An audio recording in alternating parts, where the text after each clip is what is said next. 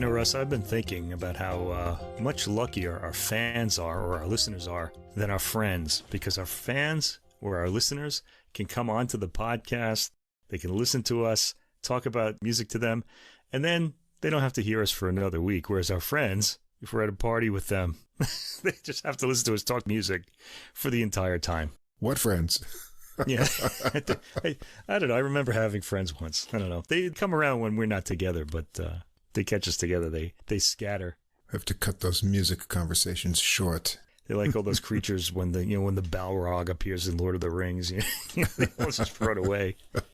That's right. This is only for dedicated music listeners here at Adult Music, the podcast with music for the mature mind. Anyone who was listening last week and heard the wonderful news that the official drink of the Adult Music podcast was back on the shelves, the Knob Creek, which Mike had found. So I went to investigate myself. And invest. He invested. Indeed. Yeah, there is some left, but in limited quantity. So I doubled my stores, and it's going to run out, and it's only available in one place. This may be my last bottle. I used it for the, well, I didn't use it, I still have it, but I drank some of it for the anniversary, which was the 15th, right. Our third anniversary of our podcast. So I have some for special occasions now. Like the 4th and 5th and 6th anniversaries. I'll have to be very disciplined to make it last that long. Yeah, that's true. Anyway, this is episode 153. As we said, Adult Music, the podcast with music for the mature mind, bringing you 6 releases every week, 3 classical, 3 jazz of the recent most interesting music. Last week, we had a really interesting recording from clarinetist and, how do you say that? Neighbor? Nayist? Someone who plays the ney. Oh, the ney. Yeah. A ney. Yeah, I guess it would be a nayist or a... Nayist? Yeah, ney player. Ney player, not a naysayer. Yeah. That's Mohammed Najem. Yeah. And thanks to him for sharing our episode and with his album that we talked about, Yaffo Blossom. And he listened to the Knob Creek discussion and said sometimes water isn't a bad drink either. And so I'm sticking with water for this episode as well. Too. You know, the thing is, it's been a pretty warm winter here in Japan. And I don't know, I'll usually drink the hard liquor in the cold weather. So I think I'd probably be an alcoholic if I lived in like Sweden or something. But, here it's just been kind of warm. So I've been kind of staying away from the hard booze in the winter. Don't even have the heat on this evening yet. Yeah. So, and tonight, it's warm outside. We're going to have some hot music as well, focusing around keyboards. That's the theme tonight. Right. We're going to get into the intellectual side of things in classical music tonight. So put on your thinking caps, everybody. Or screw in your brain. This isn't going to be an emotionally feely kind of classical music segment. Yeah, you've got some meaty music to get through in yeah, I've got a lot of explaining to do, basically, is what it comes down to. As always, in the episode description, you'll find links to Spotify and Apple Music for all the music that we're going to discuss. And at the top of the description, there's a link to the full episode playlist. All the music in one place on Deezer, CD, quality streaming music from France. You can also listen to the podcast there as well if you want to get everything in one place. And if you don't see the full description or recording list, or the links aren't easy to follow on whatever app or platform you listen to us on, you can always come over and check us out on our host site. That's Podbean, PODBEAN.com. Everything's easy to follow there. If you enjoy the podcast, please follow or subscribe wherever you like to listen to us. Tell a music-loving friend as well. That helps us get listed in the recommended categories. And Mike, we were in the top 100 for all music on Apple Podcasts. On Apple Podcasts. Yeah, that's including like ambient background, hip-hop and K-pop, and Norah Jones was like number 23 or something. We were right up there in the top this week. And so that was good to see. And if you take a moment to give us a ranking or write a review, that helps us move up in the recommendations as well. You can also come over and follow us on our Facebook page to get extra info and more new releases throughout the week. And I put up a bunch this week. There's some hot ones there that you should check out. Actually, 1 or 2 of those are going to end up in next week's episode, but I'll tell you about that later on. You can leave a message or comment there on Facebook as well. And if you'd like to contact us directly with any comments or questions, we would love to hear from you. Our email address is adultmusicpodcast, that's all one word, @gmail.com. I also want to, as always, recommend you check out our friends AJ and Johnny over at the Same Difference, Two Jazz Fans, One Jazz Standard podcast, where in every episode they look at a single jazz standard and they play little snippets of it and they listen to different versions, talk about the history and what they like and don't like. You'll learn a lot and laugh a lot. There's a link to their podcast in the description. And if you stick around to the end of the episode, you can also check out their little promo. They come out every other week, but they had to take a week off last week, so their episode will come out the day after this one. I wonder what their new one's going to be about. Yeah, I'm always kind of anticipating that myself. We like to recommend to our audiences to check out each other, so if you've never checked them out, do that as well. Tonight, as always, we're going to be playing some samples of audio from the recordings so you can get an idea of the sounds. And tonight, you might be sorry we're doing it in some cases. But those clips that we play are for commentary and educational purposes, so we recommend that listeners listen to the complete recordings, all of which are available on streaming services in the links provided. We also suggest that if you enjoy the music, please consider purchasing the CDs or high-quality downloads to support the artists. All right, here we go. Lots of explaining to do right away. Now, I thought I'd start tonight's classical section out with some nice Baroque music, just get us in the mood for, what's coming next. Classical music was once described to me as, I used to work at a radio station that did classical music, and they would start with Baroque in the morning and then go to the heavier music at night. It was kind of like a meal. You have your appetizer in the morning. The main part of the meal is the heavier one. That would be your dinner in the evening. And that's how we usually... Baroque music is logical, somewhat predictable, and comforting, and so it's easy to approach in the morning. Well, it's usually very cheerful, too. Unless you're doing vocal music, it's generally fairly uplifting. I've mentioned before that was the era of the Enlightenment, and that was a very positive time in human history, at least in European history anyway. Right. So you had all this kind of cheerful music around, as well as other things. I don't want to, just kind of pigeonhole it like that. The opera wanted to explore the emotions, so they'd always kind of they figured out ways to project emotion and things like that. But the instrumental music it wasn't quite like that. Anyway, the first album that we're talking about tonight is called Méditation, and I got to pronounce it in French because of the sort of accent over the E there. So it's not going to be meditation. I guess you could say it that way too. This is by a harpsichordist that Russ and I really like, Andreas Staier. Now, we like him a lot because he introduced us, not him personally, via an album, to the music of Carl Philipp Emanuel Bach back in the year 2012 when he made this amazing recording of the 6 keyboard concertos by Bach. And it was like it's still one of my favorite albums ever. I really love it. So I'm always kind of happy to see a new album by him. And this one's on the Alpha label, a little unusual for him. I think it's a new label for him. It came out on February 2nd. All right, so the title, Méditation, of this program indicates that it comes with some spiritual and indeed intellectual weight. Weight. Been to the gym today? Okay. In the booklet notes, Staier states that music is often written about music. Okay, so we're getting into intellectual things here. Music written about music, you got this sort of thing. And certain themes and problems cannot be resolved swiftly, and as a result, continue through several generations. So understanding music theory is as important in jazz as it is in classical music, too. Sure. Again, I think part of the reason why people don't listen to classical music or jazz as much these days is because jazz now, like classical music, has a history. And the thing is, rock music has a history now, too, so I think people don't want to hear that anymore. Right. There's no more guitars in pop music. Yeah, it's really strange. So it's helpful to know a bit about the history, and this is especially true in classical music. The repertoire that we kind of grew up with started in the Baroque era, so that's 400 plus years of history now, and then we've now added the Renaissance, and that's another 200 years, so it's helpful to know what was happening in music and in the world during these periods. Anyway, Staier himself analyzes pieces in terms of their structure and explores the historical situation in which the work originated as part of the preparation for his interpretation. So he does a lot of work, and this is really what makes certain artists, I think, stand out from others. They really kind of tend to be able to pull out a lot of the sort of secret parts in the score because they know they're there. Through his meticulous approach, he has opened up completely new interpretive approaches and made surprising listening experiences possible. Yes, I would say that. That's especially true of the C.P.E. Bach recording that we talked about before. Now, in this album, 2 motifs form a thread that runs through most of the works on this recording. The first is an ancient cantus firmus that also establishes the structural framework of the entire program. It's the second line of the communion hymn Pange Lingua, attributed to Thomas Aquinas, and comes from the year around 1264. Pange Lingua, sing my tongue, is what it means. It's the sequence of notes. In E major, they would be E, F sharp, A, G sharp, F sharp, E. So it forms an arch with the A as its peak.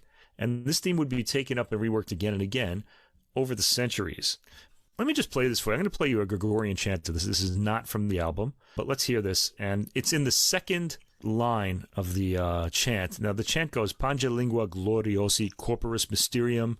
And then the second line, sanguinisque pretiosi quem in mundi pretium. It means, sing my tongue, the Savior's glory, of his flesh the mystery sing, of the blood all price exceeding, shed by our immortal King. All right. So the word of the blood, sanguinisque, is the word that we're going to hear this line on. So I'll point it out. I'm going to talk over this. So let's listen.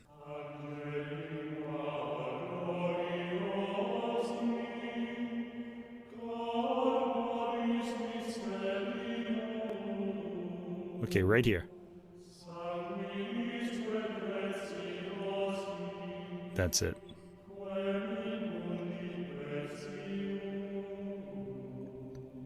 So sort of that sanguinis, that I didn't memorize it really, but that's what you're going to hear throughout this album, if you can remember that. So we've got that structural point. This is going to be an intellectual listen, listeners. So here we go. So that theme was taken up and reworked again and again over the centuries. Now notice it's a Gregorian chant. People in the Renaissance had the idea that if you used the melody for a Gregorian chant as your cantus firmus, as your kind of guiding sort of melodic line in your composition, the holiness of the words kind of got into that melody, sort of like the way, like if you throw like your red jeans in with your white t-shirts, they all turn pink. So I think the line, the melodic line turns spiritual because of the words that were attached to it for so long. I guess that's how it works. Anyway, so it would be reworked again and again, and we're going to hear it a lot on this album. The second motif comes from a theme used in a prelude by Johann Caspar Ferdinand Fischer, and we're going to hear that on this album too. While composers in the Baroque era would often use each other's material as fugue themes in order to demonstrate different contrapuntal possibilities on the same theme, it was unusual to lift a theme from the prelude attached to the fugue. Preludes were improvisatory, and this is probably why we like them so much. And both of Bach's movements in E major, the prelude and fugue, shows motivic and atmospheric affinities to Fischer's prelude, which is at the beginning of this program. We'll hear it shortly. Fischer's opening gesture, shaped around E, B, C sharp, G sharp, also formed the beginning of Bach's prelude, with the first E 1 octave lower. I'll talk about this when we get to it. The sequence octave fifth, sixth, third forms the second leitmotif of this program. Now, the first piece on this album, Johann Caspar Ferdinand Fischer, from his Ariadne Musica, Prelude and Fugue in E major. Fischer's Ariadne Musica is a collection of preludes and fugues in 19 of the 24 major and minor keys, arranged in ascending chromatic order.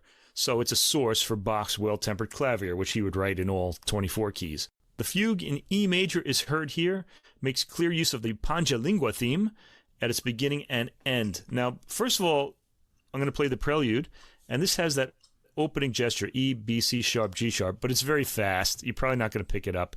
Anyway, but let's hear it just so we know what we're talking about here at least, so that when I play it again, we'll recognize it. Here we go.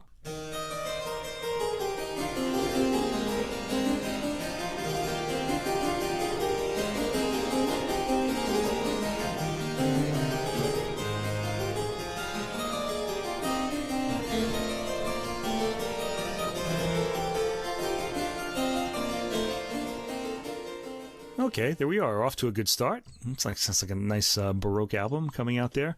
Now, the fugue starts at the 42nd mark. It starts really almost right away. Remember that arch? Okay, we're going to hear that Pange Lingua theme here. Let's hear it.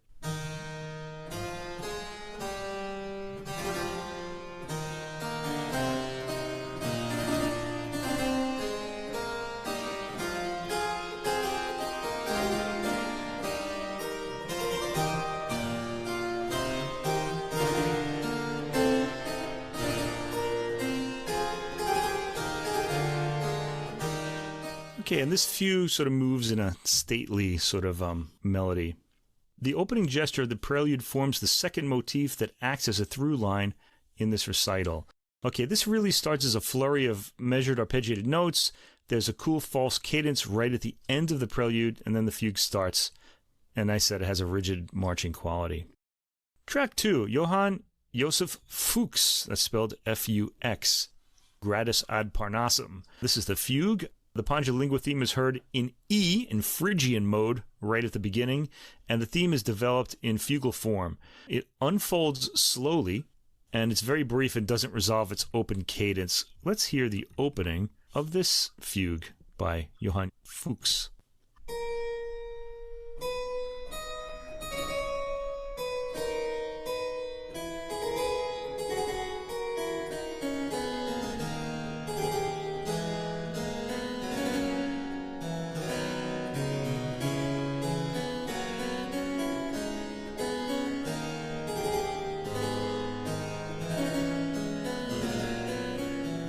Going for these short samples tonight because there's a lot to kind of get through here. I kind of want to make this point here. Okay.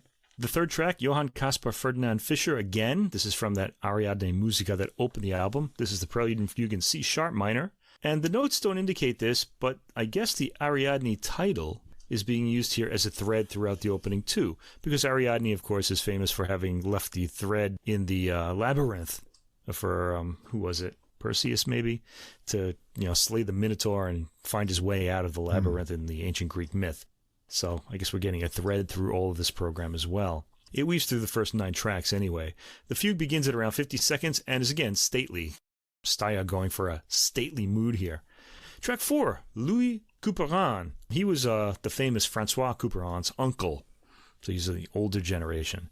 Pavane in F sharp minor. This is a lament featuring the second motif of the album, the one that goes to tonic 5th, 6th, 3rd. Here, though, it's presented starkly in a stately procession of tones, so it's very easy to hear. Let's listen to this.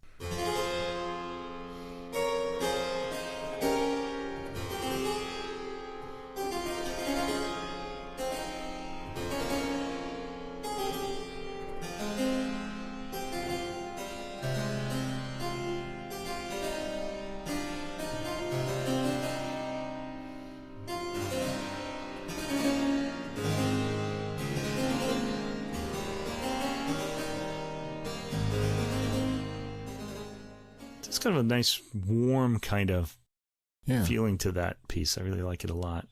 Okay, so Staier outlines various sections of the score by changing his tone in this track. He's got a quieter, more muffled tone in the 2nd minute, then returning to full tone in the 3rd, and this goes on throughout the track. There's some lovely sections, and especially the one in 6 minutes and 30 seconds caught my ear, where it goes into the instrument's high end and quietens in tone. It comes across as having a bit of a hush over it. And I'm going to sample that section as well. Here we go.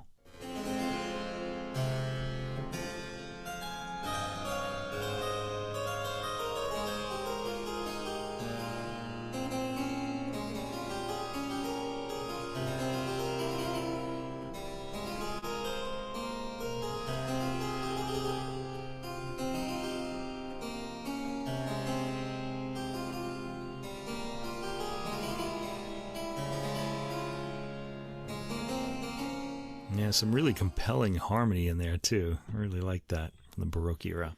Track 5, Johann Caspar Ferdinand Fischer again, that Ariadne Musica, Prelude and Fugue in D major. This has sparkling opening figuration, almost like carillon bells, ringing out, and played boldly by Staier here. The fugue starts at 40 seconds and is lively, featuring enthusiastic repeated notes, kick-starting the theme that's to be put through the fugal process. Both movements are very brief.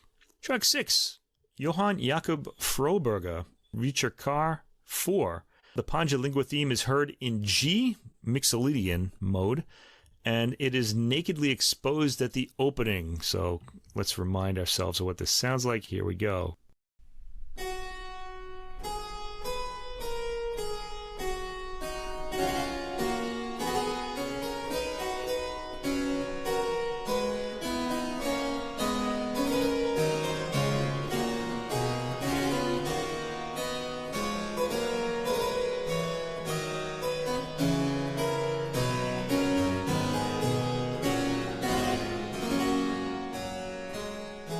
Okay, so we heard the arch theme at the beginning of that. That's the Pange Lingua second line. At 1 minute and 20 seconds, a new, more rhythmically active section starts, and then at 1 minute and 57 seconds, we hear the opening tempo again. Track 7, Johann Caspar Ferdinand Fischer, Aria de Musica, Prelude and Fugue in A major. This has a lovely andante-type arpeggiated figure at the opening. The fugue is very lively. It starts again at the 40-second mark and proceeds like a jig with a triplet rhythm. It's over before you know it, too. Track 8, Johann Jakob Froberger, again, Méditation sur ma mort future in D major. That means meditation on my future death. That's quite a thing to be writing a piece of music about. Anyway, it features the second motif, the one that's used in the Fischer prelude, and it's pretty easy to hear at the opening. It's presented slowly, but the ending is disguised by the harmony. Let's hear the opening of this track.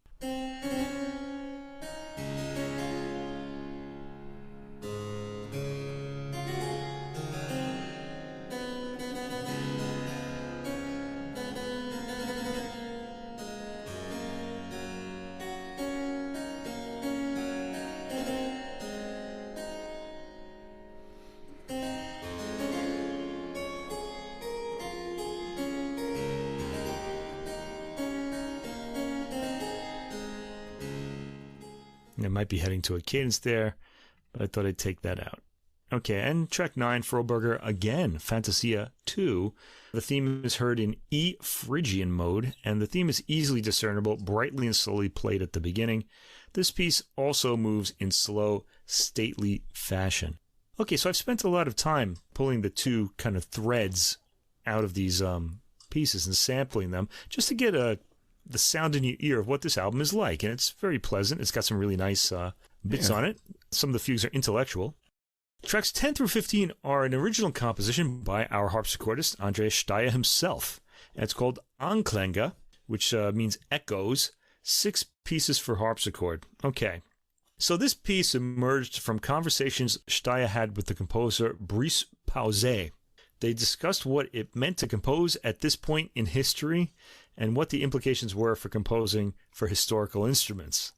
An interesting question, really. I mean, you're composing a piece for an instrument that was played like 400 years ago and isn't really played anymore regularly, except when you're playing historic music.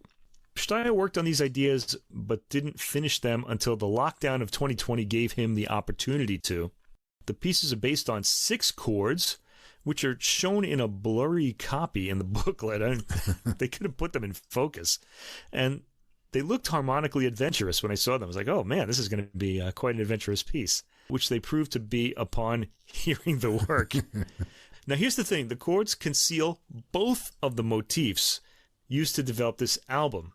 Let's just say this is I'm going to be nice and say it's a very intellectually inspired composition, and particularly inspired by Baroque techniques. Staier comes across as a huge Baroque nerd in these notes. For those interested in the technical aspects, I'll refer you to Steier's booklet notes, which you can see online. He doesn't go into great detail about the works, just gives you enough to understand the composition technique. He says nothing about the second and fourth movements, though the title of the fourth really speaks for itself.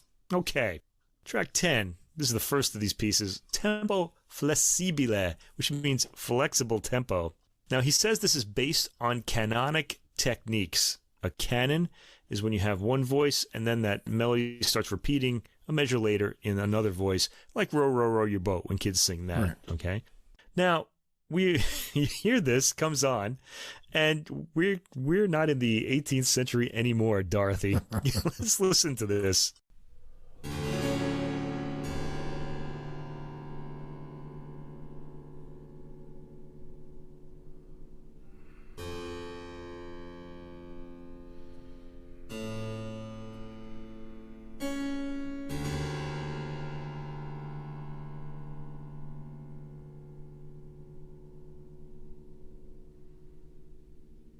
I kind of feel like we have to get out of this now because people might tune out because they might think they've lost our signal or something. There's a lot of silence in this piece.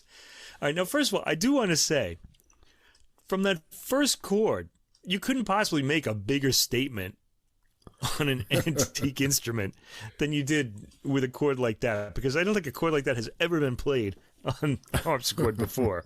One wonders if the harpsichord had an identity crisis after having this chord played on it. Did it need therapy? We don't know, but this work proceeds slowly and freely as far as the rhythm is concerned. In fact, the rhythm is so slow, you don't really pick up any sense of a pulse at all. It is very flessibile, as the instruction indicates. The 4 different speeds of the canon must all be very slow, because I really couldn't pick up the different voices. The movement comes across as very abstract, but apparently it's not due to the canonic structure. So again, intellectual. I know it's there, not because I'm hearing it, but because I read about it. And I don't know how I feel about that, okay? Track 11 is movement 2, largo. The chords in this come crashing in, and I noticed that Staier starts a lot of movements with an audible release of breath. You can hear him exhale right before all of these tracks. This is a ponderous movement with harmonies we don't associate with the harpsichord due to its period. It takes a bit of adjusting to accept that this timbre goes with these chords. So ingrained is the Baroque into the sound of this instrument. I was rather intrigued by the arpeggiated chord sequence heard at the minute and 20-second mark, followed by a spacey set of figures. I'm going to sample from that point.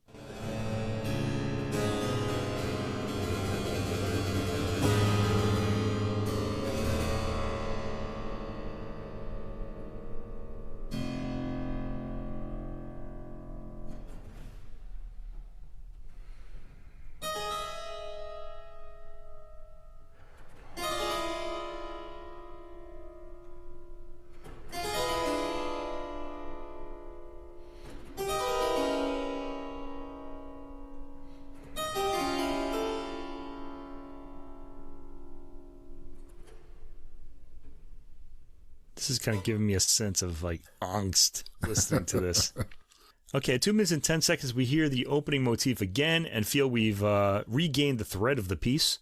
Familiar motifs are heard from here on, providing signposts for the material in between.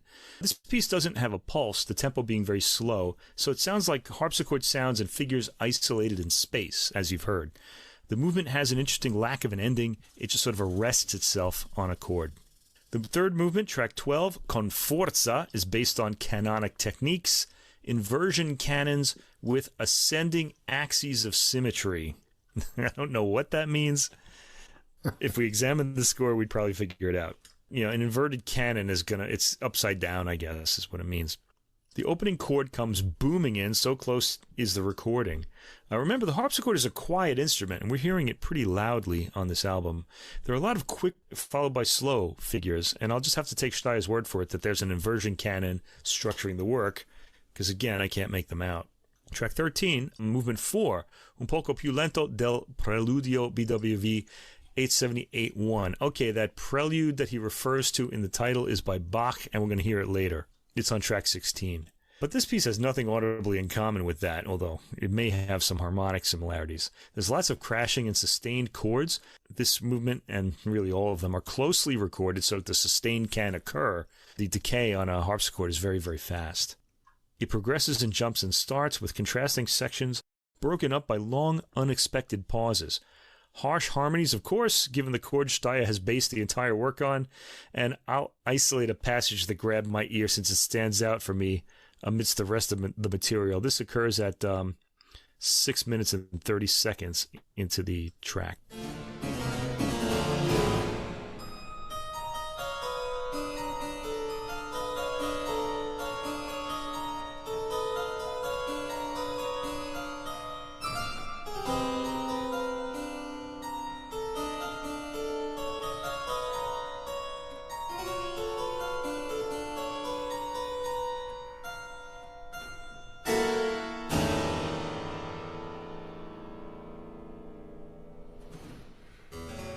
All right. Next track is track 14, movement 5, Sempre Legatissimo, also based on canonic techniques. He says this is a kind of a crab canon. Again, a crab canon is when you have a melody line, and then the crab part is when you put that line backwards. You play it backwards, sort of like if you were to put it after the first line, it would be like what do you call that when the word spells the same thing back and forth? All right, so anyway, so you play the canon backwards, and then that's the, but except for playing it afterwards, you play it at the same time. as the contrapuntal voice. Now, he says this is a kind of crab canon, and I don't understand what that means. Either it's a crab canon or it's not. So I guess he's kind of altered it somewhat. Oh, okay, here it is. A crab canon is when the two lines are the backwards version of the other line.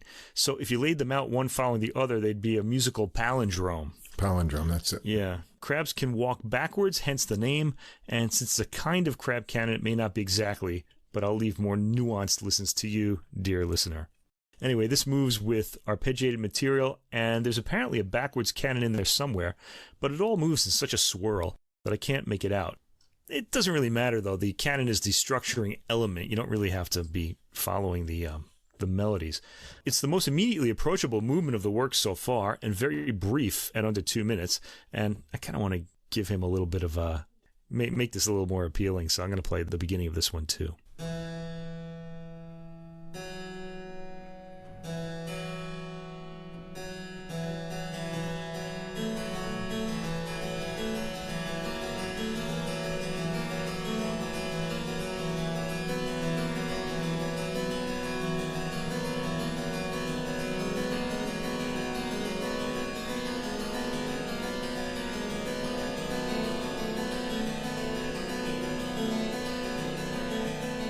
And it builds from there.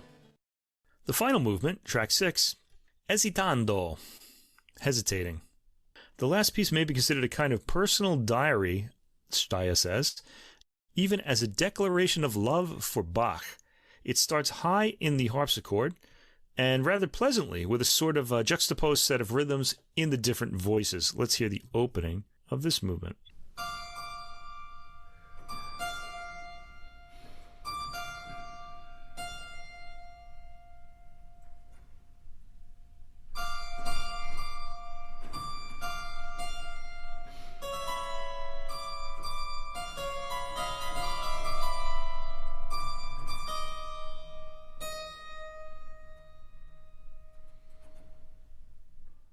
A lot of pauses in these works. The rest comes across less harshly than the first 4 movements, but is rather ponderous. One wonders how Bach would respond to this love letter. At 3 minutes and 30 seconds is a long pause that one could mistake for the end of the movement, but it goes on with dark chords in the low end of the harpsichord. The potentiometers are open so loud that we can hear Staier's Darth Vader-like breathing in the quieter passages at the end. All right, now track 16 is the final piece on the album, Johann Sebastian Bach's Prelude and Fugue in E major from the second book of the Well-Tempered Clavier. And this follows the Staier work without a pause, as Staier intended for his piece. So track 16 is the prelude. It's connected to the last movement of Staier's work. It comes as such a pleasant release that I actually exhaled along with Staier when it started. I want to try to play this from the end of the previous track into this one. Let's hear the end of Staier's work and then the beginning of the Bach.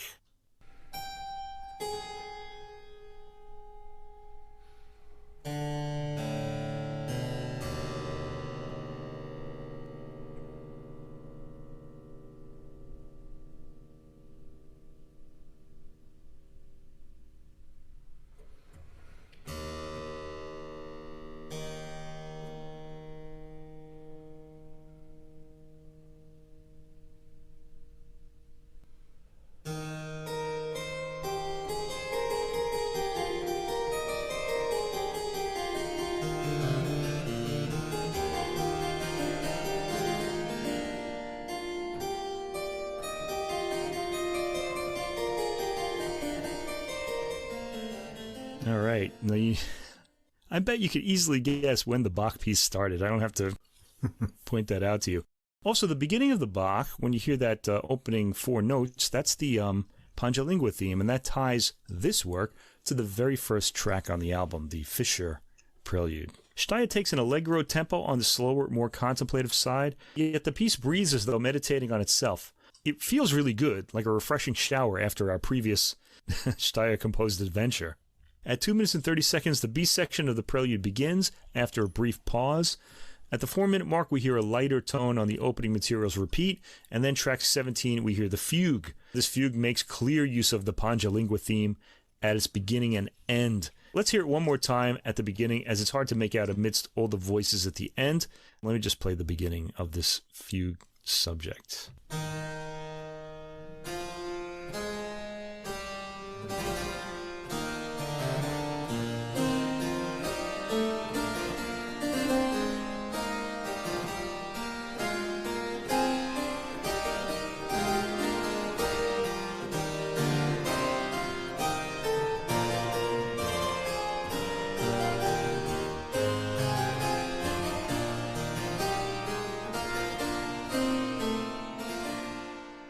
So you notice the arch figure at the beginning. Again, the Panjalingua theme from the second line of that Gregorian chant. The theme is played very slowly, and a stately pulse is used for the fugue. Staier makes a good deal of the music on this album proceed in this stately way. And that's the album. It's an intellectually stimulating program and a rather meditative one. It's a bit on the heavy side as a result, but it's still very pleasant to listen to, should you choose to forego the intellectual identifications of the themes. It's pleasant to listen to until Staier's work comes up, that is. That's going to appeal to those who relish the intellectual in music, and those people only. Now, the entire album comes across with a sort of unity to it, and that's a result of the motifs being threaded throughout the program and the overall style. Don't let the meditation title fool you. This is a meditation as contemplation on heavy themes, not some kind of musical incense. The album won't appeal to everyone, I'm afraid, but it's well worth hearing, as Staier is one of the best harpsichordists out there and has something worthwhile to offer here. The album comes across as one of those that are made for other musicians and scholars, like one of those movies that no one sees that win the Best Picture Oscar, or at least used to. Like those movies, Staier's got something to say, but you'll have to meet him halfway to hear it. I followed what Staier explains about the pitches and motifs right. the historical works are based on. I read the notes first. I was enjoying that, and I was even picking out some of the lines on the keyboard here, right. how they're in the different keys in the works. But then when I got to his original pieces and I looked at the chords, I don't think my ears were quite ready to hear the cantus firmi put together quite like that. So I had to go back and read it again. When I saw the chords, I figured he'd break them up. Yeah, but he doesn't. He plays them like that, like they're written. I know. I wasn't prepared for that. So, it's an intellectual challenge and a challenge to your ear as well. But it all makes logical sense if you can get to the root of what's going on at any particular time in there. So if you're up for the challenge, go for it. Yeah. Okay. If you're up for the challenge. It is a very good album. We just want to say that, but not for everybody. All right. Next, an album that's probably going to be for more people than it has been in the past, actually. This is Olivier Messiaen's Turangalîla-Symphony, composed from 1946 to 1949. This is a gigantic orchestral work, which also has a piano and an Onze Martenot. Now, an Onze Martenot is sort of a French electronic instrument that sounds a lot like a theremin, but it's got a keyboard and sort of a ring. I guess it's a ring oscillator, they call it on it. I haven't really thought about this for a long time. I once got to hear this piece played live, and you see this gigantic orchestra, and this is at the Symphony Hall in Osaka, in fact. And the Onze Martenot is right in front of the stage with this really weird wooden speaker cabinet, and it's just an odd thing to see. I think only a handful of people in the world actually play it. Anyway, on this album, we have the great Marc-André Hamelin on the piano, and that's really why I wanted to hear this, because we have a bit of a Marc-André Hamelin theme tonight. He's also the pianist on the next album we're going to talk about. And the Onze Martenot player is a player I haven't heard before, and I'm going to guess her name is pronounced Nathalie Forget, because in English her name would be Forget. It's spelled like that. I'm guessing she's French. Anyway, the Toronto Symphony Orchestra is the orchestra, and this is conducted by Gustavo Gimeno. This is on the Harmonia Mundi label, released on February 2nd. And this is Gimeno's first recording as music director of the Toronto Symphony Orchestra. The work was performed to mark the orchestra's centennial, and the Toronto Symphony has recorded this work before in 1968 with none other than Seiji Ozawa conducting. How about that? Right. We just talked about him. He recently passed away. We talked about him, I believe, last week. Last week, yes. Yeah. It's a good choice of work because it's a love song and a hymn to joy. And what else would you want? Like, I almost wish we did this last week for Valentine's Day, but we're a little late. Messiaen described the love of Turangalîla as fatal, irresistible, transcending everything, suppressing everything outside itself, and the joy as superhuman, overflowing, blinding, unlimited. Wow. Okay. Turangalîla is a made-up word, and I've always heard that lila is play. Okay, and but from Sanskrit, the booklet note describes it as course of the galloping steed. Oh. I don't know. Maybe I would think lila would be play of the galloping steed. I don't know, but I've heard it translated differently. Anyway, the work prepares the listener for a supernatural journey where life and death, sensuality and rationality clash. It's a song of love on a cosmic scale. Messiaen uses the Ondes Martenot as and this is a quote from him, supra-expressive voice, alternating between the most terrifying sounds, which are the metallic timbres, and the most diaphanous sounds, which are extraterrestrial timbres. I guess that would mean the Ondes Martenot. The solo piano is intended to make the orchestra sparkle, and the French word for sparkle that's used by Messiaen is diamanter, which is kind of an interesting word because it's a verb for diamond. So to diamond, he wants it to diamond, or I guess to sparkle like a diamond. Diamanter l'orchestre, to make the diamond sparkle. And reproduce the bird songs. The celesta and vibraphone represent a gamelan in Balinese style. I never really thought about that before. You could think of this work as a triple concerto. So you have the piano, the Ondes Martenot, and the celesta and vibraphone together forming sort of a gamelan sound. Every time I've heard this work, it's been kind of on the heavy side, but somehow... First of all, this goes by pretty fast. It's a 73-minute work on this album, and in the past, I've always heard works of this work go over 80 minutes. So there's some pretty swift tempos, and that's very impressive for a work that requires such virtuosity. One of the things about this piece that interests me is the Ondes Martenot, that theremin sound, the Ondes Martenot sound, sort of, if you grew up the way we did with TV and reruns of old 1950s horror movies or... science fiction, science fiction movies. The theremin sound, the Ondes Martenot sound, which is similar. They would always be used to indicate like some extraterrestrial life form, in the movie. So it's hard to really get that out of your head for at least my generation when you hear this. But this work, just despite the Ondes Martenot having such a big role in it, continues to be Messiaen's like most famous orchestral work. It's the one that's most often played. And it's gigantic, as are all of his orchestral works. Anyway, let's give you a sample of this. The first movement is called Introduction, Modéré un peu vif, and there are different themes. The first thing we hear a rush of strings, then we hear the statue theme, and then the duetting clarinets play a flower theme, which is the fragile beginning of an amorous attachment, and that leads to a love theme on the Ondes Martenot. There's a lot of stuff happening. Let's just sample the beginning of this so that we're in this sound world.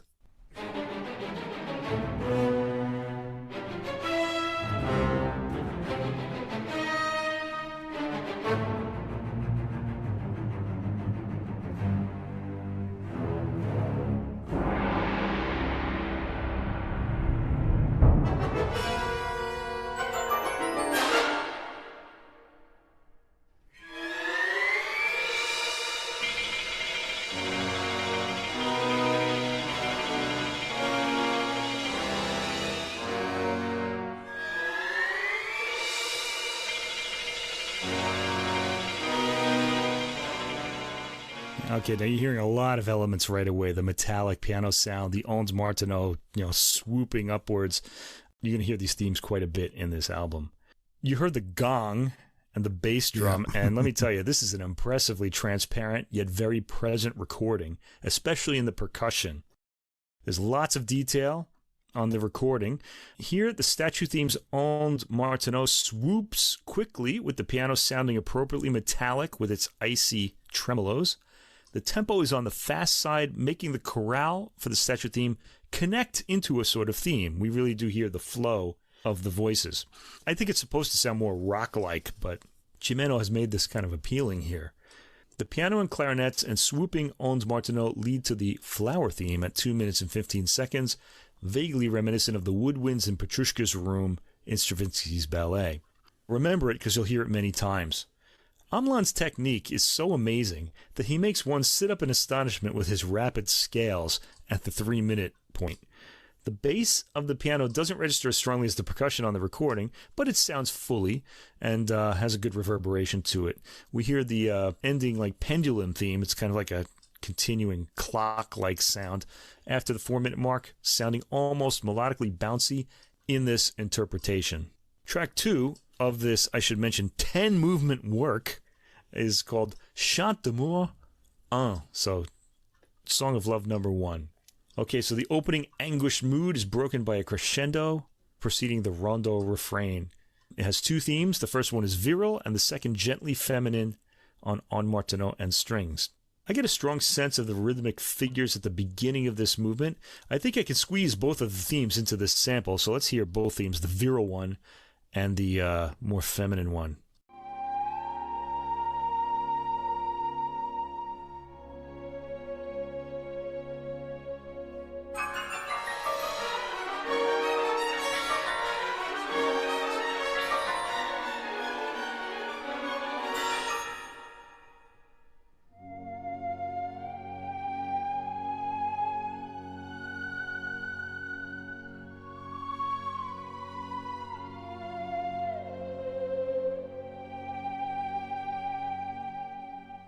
So that On Martineau theme is the love theme, and it just kind of, it just makes me think of Love on the Moon.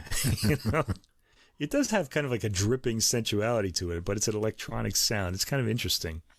Okay, so the size of the On Martineau at 2 minutes come across as almost human, and the piano has a lot of character and clarity despite playing mostly figures. Track 3, Turangalîla-1, has a dreamlike opening that the notes say veer towards nightmare, but I don't really think of it that way. I just think of it as sort of larger than life. We get the gamelan shimmer in this. There's a distant sound on the clarinet that opens the movement, and then we hear the trombone and, quote, gamelan section come in. And I want you to hear that. So this is the trombone and the gamelan at the 1 minute mark of track 3.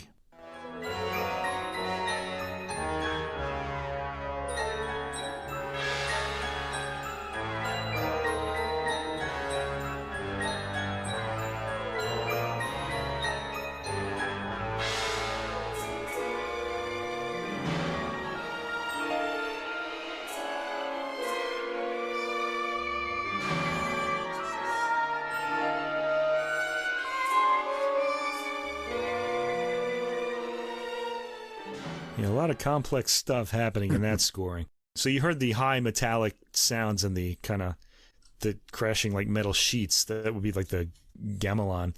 And while you're hearing that, you're also hearing almost this spacey Ons Martineau kind of like doing glissandos, like it's like shooting stars in deep space. That's just really fascinating to me. Toward the end, the 3 layers are accompanied by descending piano chords and swooping distant Ons Martineau, and it's reminiscent to me of the Rite of Spring.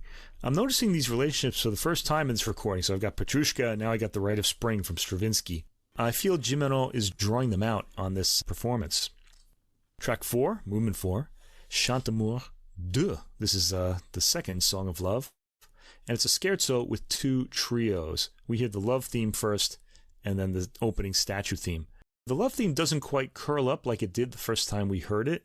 Instead, we hear it hopping around staccato with a wood block playing in syncopated contrast with it. I love the transparency of all the rhythmic layers on this recording. It makes the work sound lively. At 1 minute and 48 seconds, the Ons Martineau comes in with a passionately longing theme commented on by the woodwinds, and let me sample that for you.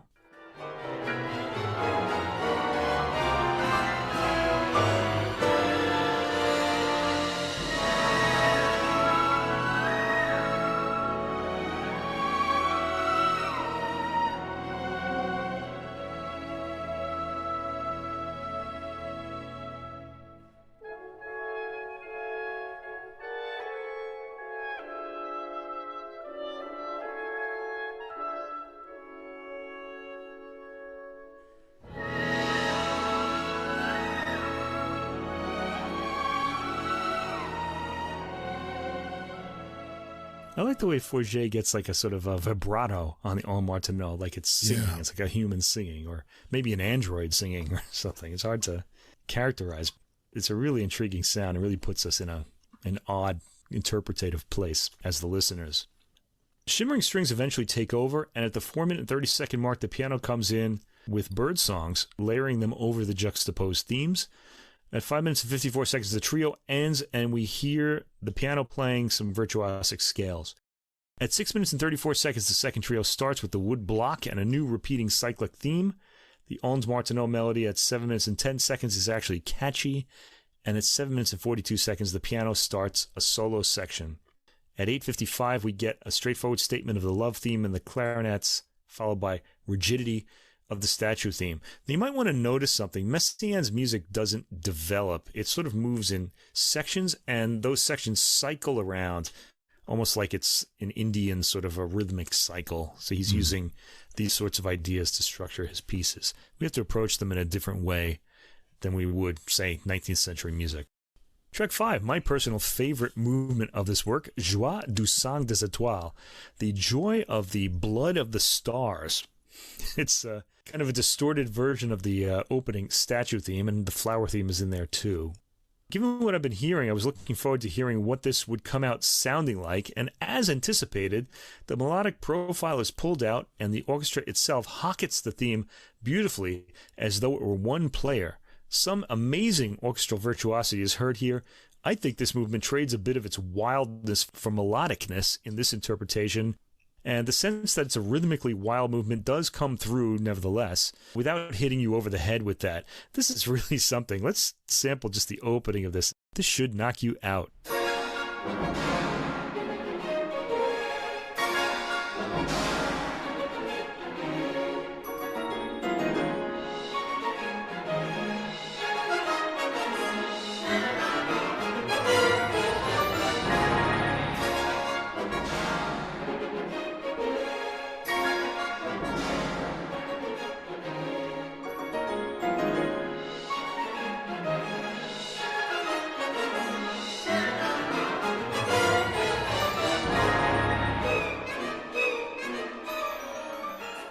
You just get this impression of some cosmic light show among the stars, you know. It's really this overwhelming kind of joy, just beyond anything I think humans can feel, is I think what's kind of coming across here. I like the sense of continuity in this movement. There's impact from the lower percussion on the recording too. The Ons Martineau is pretty virtuosic, and there's a shimmer to the high bell-like percussion. We hear the statue theme at the end in the brass with percussion goading it on. Track 6, Jardin du Sommeil d'Amour, the garden of the sleep of love. The garden in which love sleeps, I guess. Messiaen describes the location as Tristan's garden. The Tristan and Isolde story is part of his initial inspiration for this work. The On Martineau slowly states the love theme, and the tempo blocks that you hear in this movement signify the lovers soaring almost out of time. And the celesta is rocking the lovers to their sleep. It's a restful movement. The piano plays bird song throughout, and the strings, with that early 20th century massed sound, plays the love theme along with the Ons Martineau. Sound is fantastic, and all layers of this score are beautifully caught. This is a soothing movement, as long as you're happy with the sound of the Ons Martineau. It goes on for 11 minutes and acts as a welcome respite after the rhythmic excitement of the previous movements. Track 7, Turangalîla-Symphony. Everything becomes nightmarish according to the booklet. Again, I don't hear this as nightmarish, though. The piano comes in with a lively set of figures set off by complex rhythmic patterns. There's a vividly captured solo section for percussion. The piano comes back in with virtuosic lines, and we briefly hear the statue theme. I really enjoyed the percussive sounds in this movement. It ends with a bass drum thud. The notes use the word nightmarish for a word that I think should probably be sublime. It's kind of awesome, but sort of really wonderful too, I guess. So sort of frightening and joyful at the same time. Anyway, track 8, Développement de l'amour, the development of love. This is the proliferation of the love theme, as if the lovers could never be sated with each other. This would be ideal for Valentine's Day.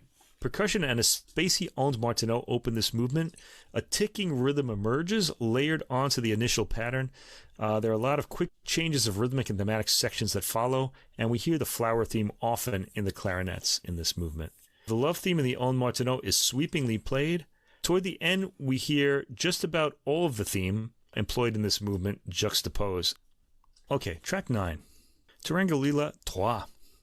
A single theme swells in density. It's on the clarinet and starts a bit like the flower theme, but that needs another clarinet for its unmistakable harmony.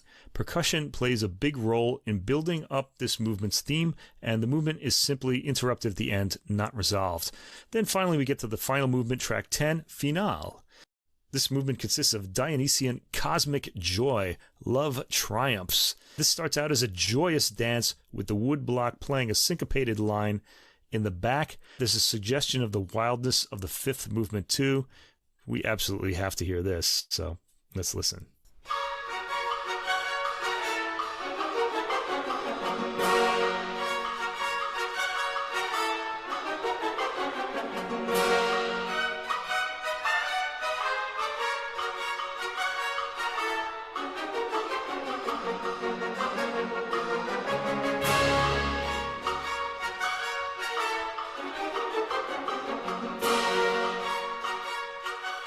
And that repeats in that cycle. I like the fluid quality Gimeno gets from the orchestra.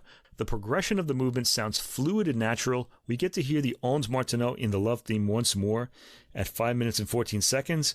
There's a wild approach to the end at 6 minutes and 39 seconds, filled with unbridled joy. Let's hear the end of this movement.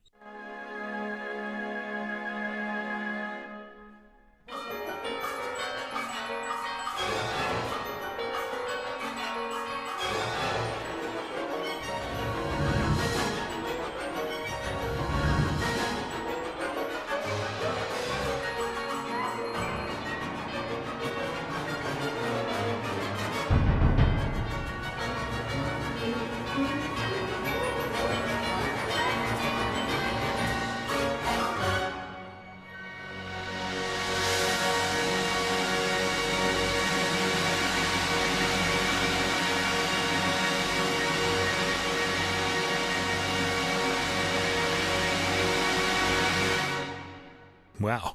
Yeah. And that's it. While Turangalîla isn't a work that one thinks of as pleasant, this might be the most pleasant recording of the work ever made. Gimeno draws out what's appealing about the score, sweetening the themes as much as possible. The statue theme perhaps isn't as imposing as it's been elsewhere, but it registers with enough contrast to let you know it's ominous. Pacing is quick, acting to throw melodic lines and rhythmic sections into relief. This also means we're hearing a highly virtuosic performance. This is not an easy score to play, yet it sounds natural and beautiful here. It's a great recording, too. I guess, unsurprisingly, a team of people were involved. Carol Brueggemann of Brueggemann Music Production was recording producer, editor, did the mix and mastering, while Erdo Groot of Polyhymnia International BV was assistant producer, and John Newton at Sound Mirror Incorporated was balance engineer. It's nice to hear this score played in such a fresh interpretation. It gives me confidence that its popularity will continue despite the huge size of the orchestra and virtuosity required of the soloists and the orchestra, as well as the layered rhythms. It's not an easy score to perform, yet modern orchestras are playing it well, and the Toronto give it a genuine shimmer.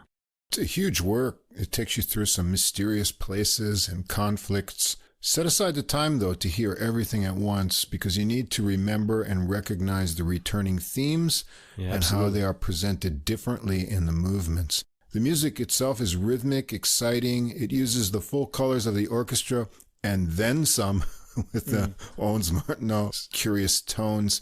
And Hamelin's piano stands out in spots as being really virtuosic and exciting. And the ending of the whole work is very triumphant, getting to this destination of a fantastic journey and leaving you in a really positive place. So I found it really exhilarating. Right. It kind of pulls you out of yourself. It was an exciting performance, too. You mentioned it was rhythmically vibrant. I don't remember what word you used, but that's partly the performance. This is a really rhythmically vibrant performance. It's really exciting. Highly recommended. Okay, finally, our contemporary composer is the pianist on the previous recording. Yeah. And one of our favorites, Marc-André Hamelin. Although we did his William Bolcom piano rags, and we also talked about his CPE Bach album 2 years ago. And then we kind of missed out on him last year. there was a Fauré recording that he did of the complete Barcarolles and Impromptus, which is a double album. And we probably should have done it because it's a great record. I recommend it to everybody, but I think it would have been too much of a good thing to have to hear all of that in 1 week for the program and to talk about each Barcarolle separately. This album is Marc-André Hamelin's own compositions. It's called New Piano Works, at least that's what it says on the spine of the CD. He's the pianist playing his own works, and this is on the Hyperion label, released on February 2nd. One important point the booklet makes about Hamelin's approach to composition is that he has a good sense of music history and harmonic similarities, and will often bring in passages from other composers' works to show their affinity to what he's composing and to include a bit of music history in his works.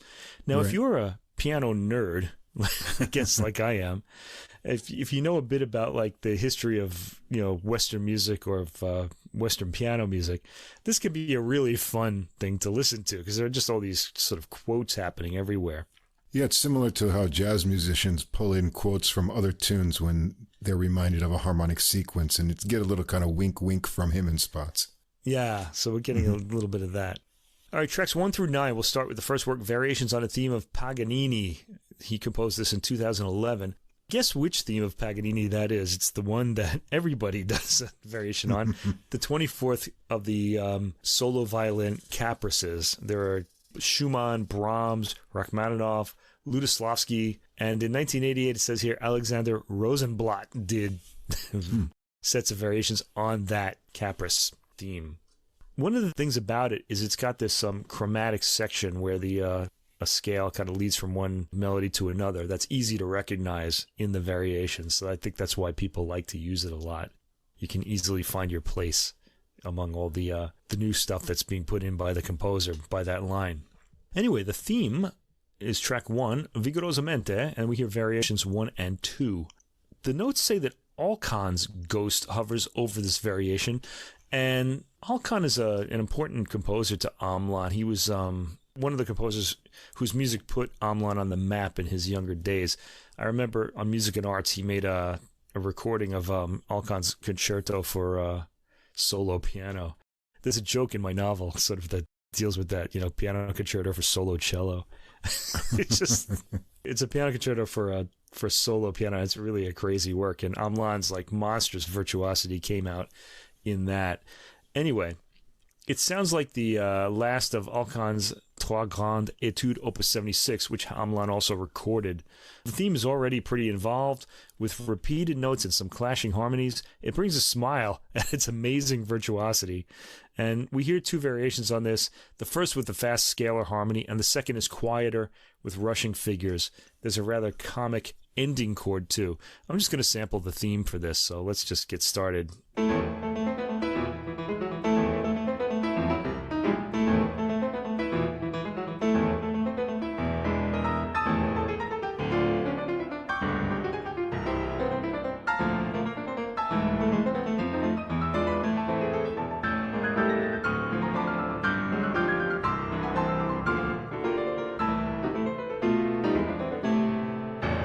That's the theme. It's got a touch of a saloon atmosphere in there, Yeah, and also he's got those like clashing harmonies, and I think he might be playing like seconds, actually, some of that harmony. Yeah. It's really, kind of close together. Man, he's really some kind of pianist.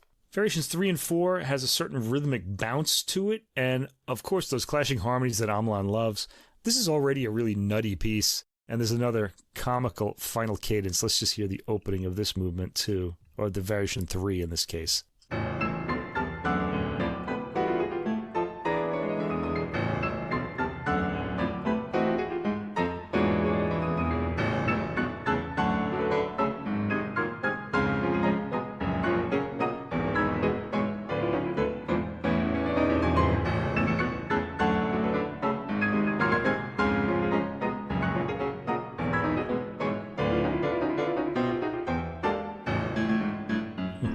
What was that little virtuosic flourish in there? Yeah.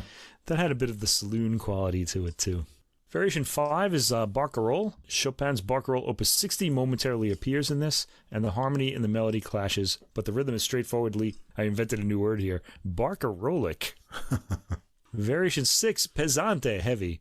The booklet says both sonically and visually on the page, this variation recalls the dense chordal agglomeration of Max Reger, or I should say Rega, for the German pronunciation. Lightly cascading lines with, yes, clashing harmonies. Track 5 has variations 7 through 10. These all have rapid lines. Well, rapid lines in variation 7 for both hands. Variation 8 is fast staccato, with a counter-melodic line in the right hand. Quick figuration in variation 9. Variation 10 has odd pauses in the theme. We go to track 6, variation 11, played in triplets at first with odd jazzy and romantic interruptions, heard alternately. Track 7, variation 12, a line winding downwards from high on the keyboard, rather on the more serious side, and the line continually wavers for the entire 1 minute and 23 seconds of the variation. Track 8, variation 13, this is interesting. In the booklet, there's a typo calling this variation 18, and it's been corrected by crossing out the number in red ink and writing the number 13 in a circle after the title. And in the CD booklet, it looks like a pencil. This occurred because its basis is Rachmaninoff's 18th variation from his Rhapsody on a Theme of Paganini. So the person was thinking of, I guess, they may have done this on purpose just to kind of indicate the Rachmaninoff in that thing there. Anyway, we go right into this from the previous track. The tempo is similar, but far more romantic in feeling. Hamelin's setting may recall the Rachmaninoff version, but it's got his quirky approach to harmony. And variation 14, alla giga. We hear Paganini's La Campanella theme in counterpoint with this theme, another famous Paganini theme. Staccato theme is heard here. By the way, that theme, La Campanella, we often know it from Liszt's solo piano setting of it, but it was originally a movement in his violin concerto, in Paganini's violin concerto. The nutty concept includes a campanella at 49 seconds. I'm going to go a little bit before that so that we can sample this. He was really kind of crazy, I thought. Let's hear it.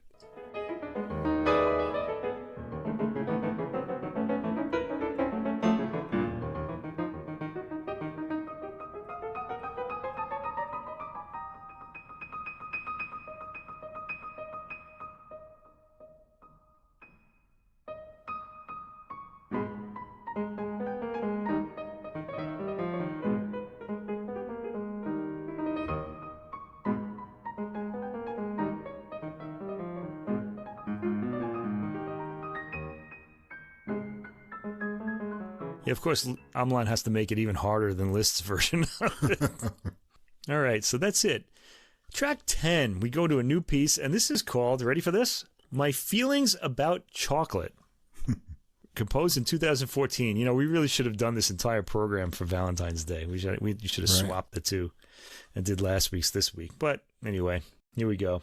It's subtitled A Very Short Sonata for Piano and brings about an alliance with Erik Satie and Morton Feldman in the stasis and hermetic absorption of this tiny universe described by the booklet as a solitary love-in with a box of chocks, each mouthful a blissful sonic island given only to the self.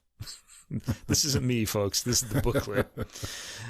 In the score, Hamelin has written directions to the pianists such as unctuous and dribbling with flavor, a repeat marked, oh yeah, once more, let's taste everything in this box, another repeat labeled, there are still a few left, and an unapologetic final, to hell with the diet, all gone. Anyway, this starts with some rather heavy clashing chords played softly.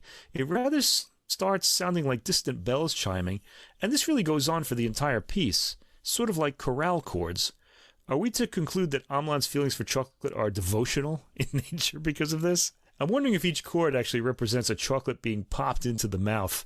At 2 minutes and 21 seconds, there are some soft notes at the very high end that conclude the piece, but we can't not sample My Feelings for Chocolate, can we? Let's hear the beginning.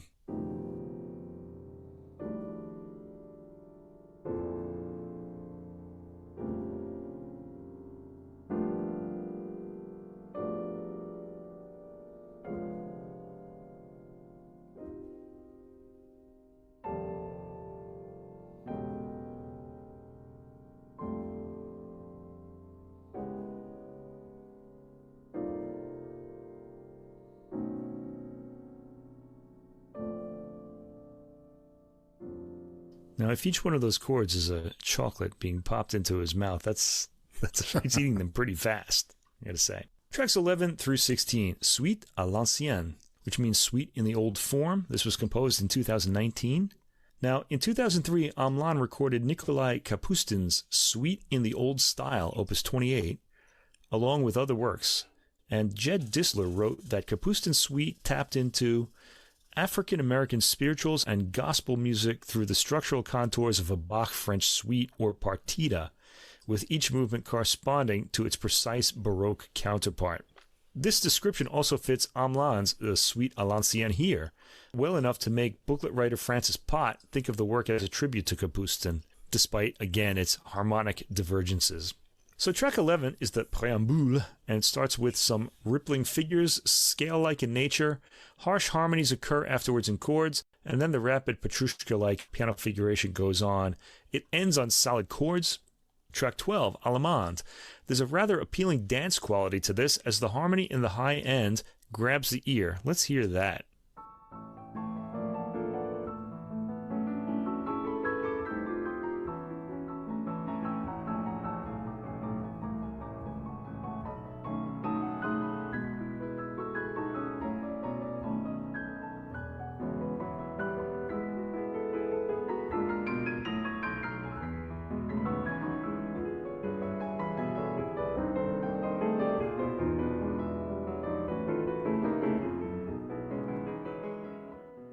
Boy, he gets a lot of detail out of those chords.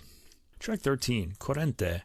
Quick moving figuration in the right hand while the left plays chords and bass figures. It had me in mind of a Chopin etude as far as the technique goes. The continuation for over 2 minutes of the right hand Flight of the Bumblebee type line is amazing. Hamelin's brain never comes up for air. There are some variations to the approach, but they're momentary. Track 14, Air avec Agrément, is lovely rapid scale ripples at the upper music box end of the piano, right at the beginning. There's a dance quality that emerges clearly from the rhythm at times, but some of the figuration obscures it. Hamelin's scales are amazingly even, and this piece is inconclusive leading into the next movement. But first, before we talk about that, let's sample that opening music box quality.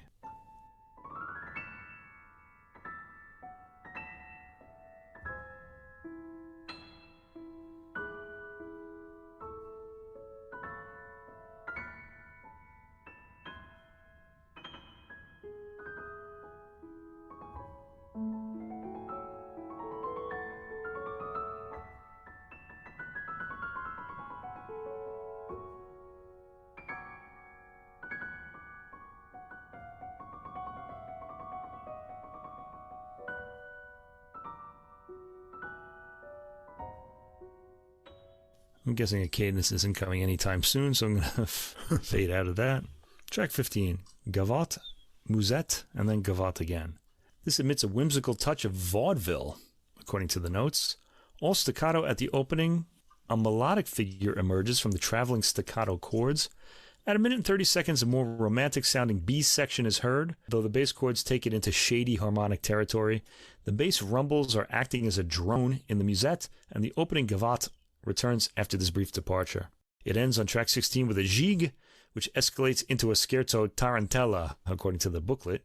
It starts with pretty quick figuration, a gigue in name if not overall feel. It's really busy and has some surprising departures from the continuous rhythm. Tracks 17 through 20 are a barcarolle.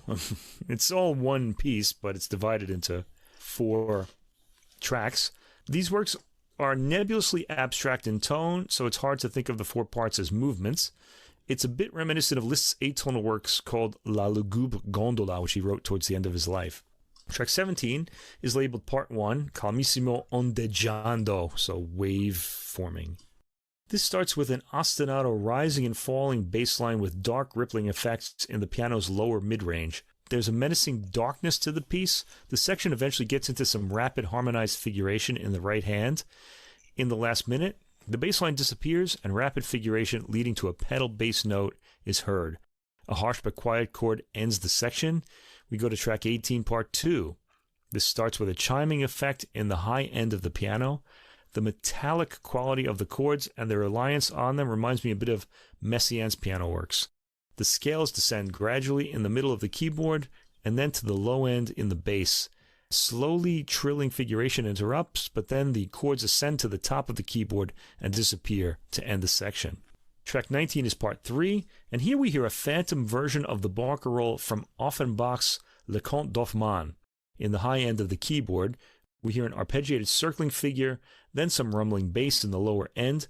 The reference to Offenbach isn't terribly obvious. The rhythm is there, but the harmony is odd.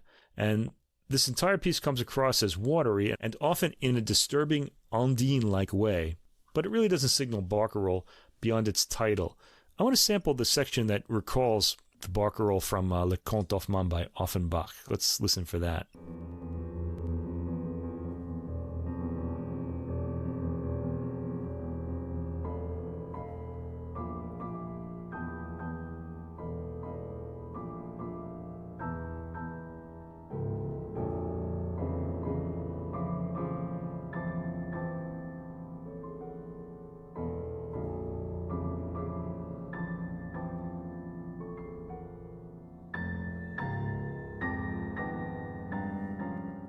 Hamelin wanders harmonically quite a bit more than Offenbach does. Track 20, part 4, is a very brief section with diamond-like Messiaen chords. In fact, it only has 3 chords, and then the piece is over. Track 21, Variation Diabolique. This is a pretty cute play on words there. Variation Diabolique sur des thèmes de Beethoven. Now, you would think diabolique, right? Like the devil, right. But here he's used the word diabolique, the kind of wordplay that we at Adult Music really love to use in the titles of our episodes, if we can think of one. We'll have in this one, too. Oh, will we? Okay, I don't remember what it is now. Okay. The score instruction is marked serioso, but this work really isn't very serious to my ear.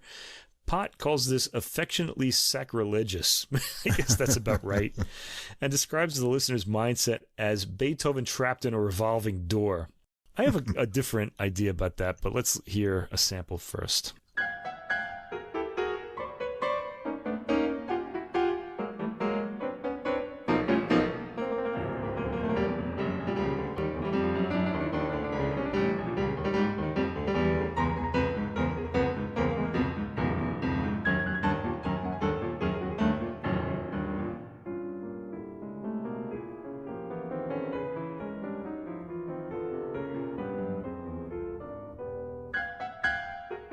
We get back to the theme there.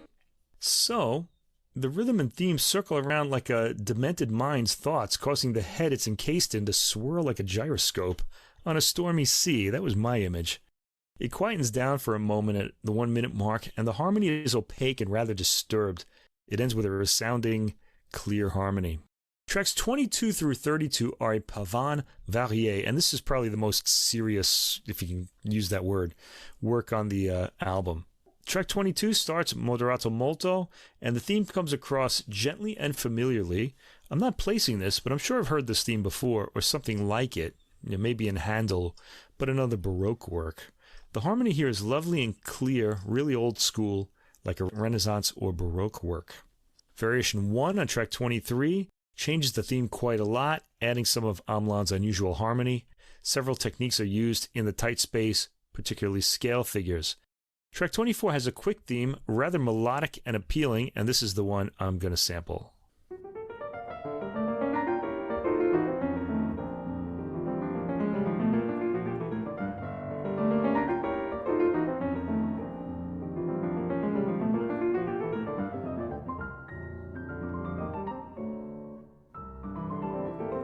I feel like I have to come out of that one early since the entire track is only 36 seconds long.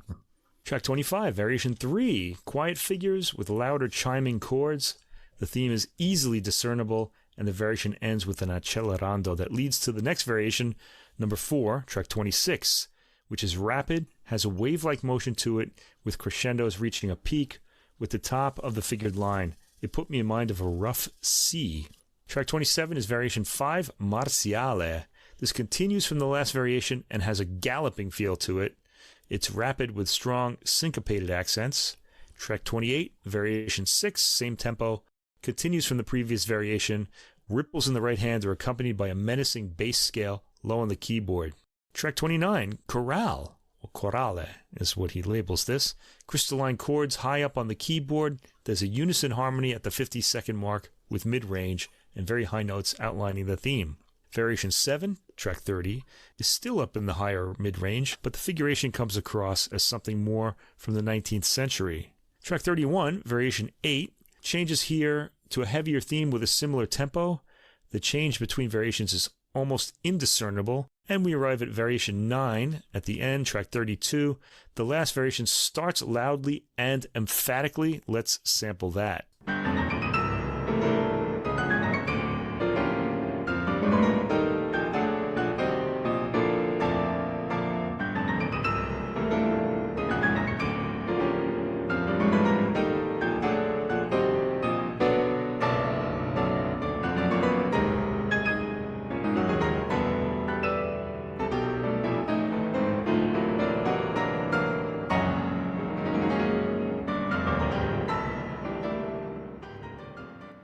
At 1 minute and 6 seconds, a pedal point in the bass starts tolling as the right hand plays tranquil chords, and the piece ends with a harmony that makes one sit up wondering if there's more. Though quiet, the harmony takes us away from an ending. Tracks 33 through 35. There are a lot of tracks on this album. They're all very short. This is a chaconne, and it's divided into 3 tracks. It was commissioned as a gift to Elizabeth Schock. Her name is spelled S-C-H-O-C-K. So its opening 4 notes encrypt the letters E-S-C-H, where S is E-flat and H is B natural. Judging from the album, Hamelin is attracted to variations. The opening 4 notes outlining Schock's name on track 33 are pretty stark, and Hamelin plays that up as his bass line lengthens. Let's hear the opening of this chaconne.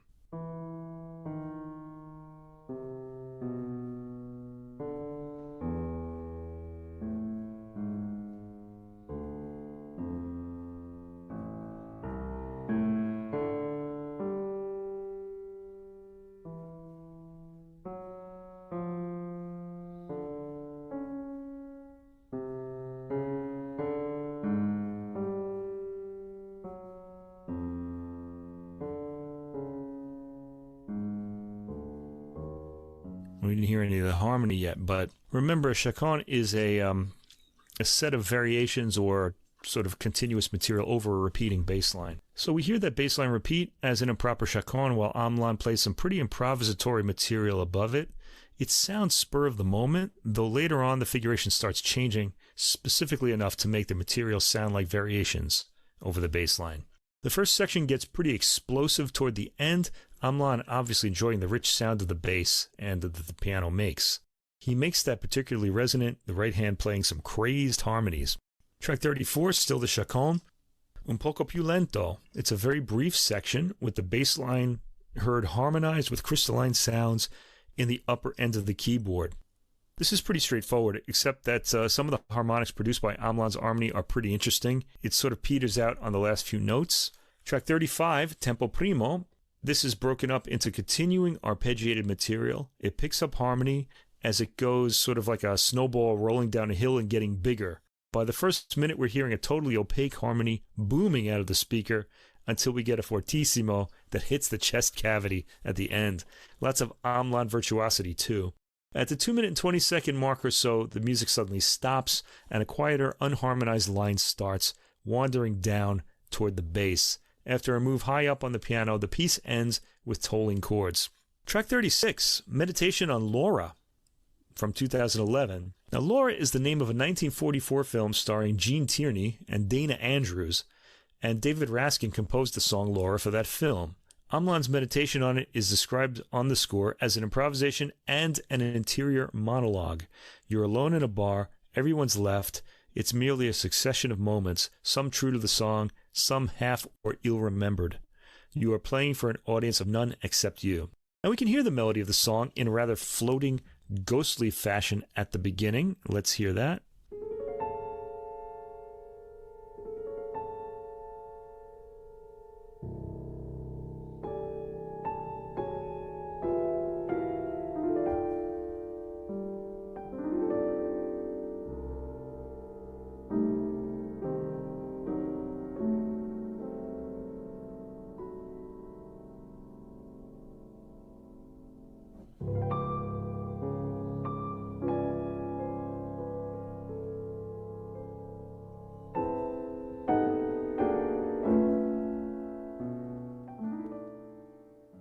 doesn't really get any more solid than what you heard, the melody wafting around the various settings Hamelin comes up with for it. The piece sort of wanders around like this for over 5 minutes. It sort of puts me in mind of Liszt's late atonal works like the previously mentioned Lugubre Gondola. The melody fades into the decorative lines that emerge from it. Finally, track 37, the final track on the album, another little surprise here, Toccata on L'Homme Armé. This is composed in 2016. It was commissioned for the 2017 Van Cliburn International Piano Competition. Now, many composers took this popular song from the 15th century as the theme of their mass settings. You can look for that online as Missa L'Homme Armé. The opening line of the song means, "The armed man is to be feared." And this sounds like a piece that pianists will fear to play. Luckily, we have Hamelin himself to play it. It begins with discordant, loud chords, then tremolo figuration. And we hear the melody, the L'Homme Armé theme, at about 28 seconds. So I want to just sample that part.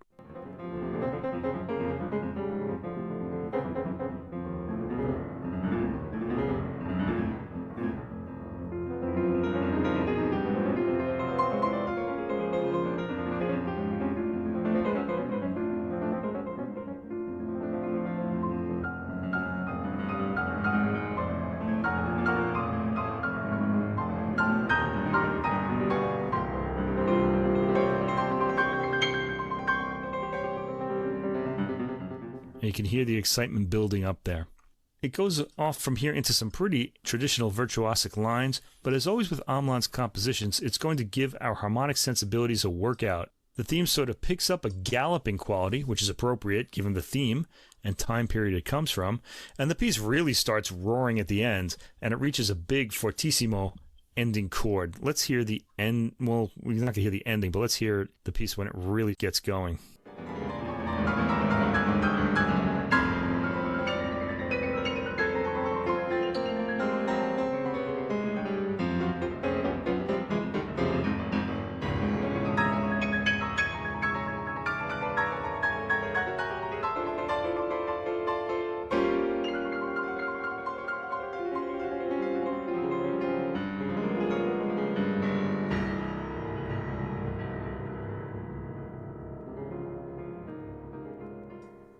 Now we hear that L'Homme Armé theme again. Da-dun, da-dun, da-dun, dun. There's a big chord at the end, and that's the end of the album. So Marc-André Hamelin is a gift to pianism, and it's a good thing we have him around to play his own compositions, because I'm not sure anyone else could put these across as well, let alone play them at all. All of the works are highly virtuosic, but they also contain turns of wit and humor that a lot of pianists may not pick up on. Hamelin, as the composer, of course, knows where all of these are, and he make sure you hear them too, as long as you're attuned to what he's attuned to. This is for the most part a pretty nutty album as far as an overall mood goes, but that shouldn't make you stay away. In fact, fans of piano music throughout history would absolutely love this album of works, full of allusions to works and styles of the past. I think we can safely say that these are definitive performances of all of these works.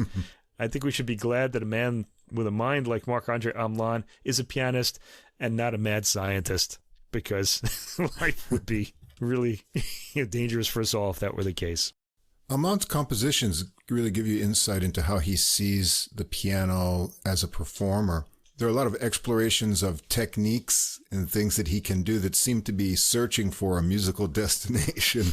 But he doesn't dwell in dissonance, but sometimes he seems to enjoy taking you on a rough road just as an interesting way to a neat resolution. There's a good dose of humor with pulling the rug out from under you in certain expectations and then inserting something familiar in unlikely spots. So it kind of keeps surprising you, and it's also a lot of fun on the way here. And as you say, you can't imagine anyone else being able to play these compositions. Okay, over on the jazz side, we're going to keep the piano idea going because, well, on my list of releases, piano trios or piano-based musical groups are always the largest, so I always have a lot to choose from. And so I picked 3 recent releases that really caught my ear.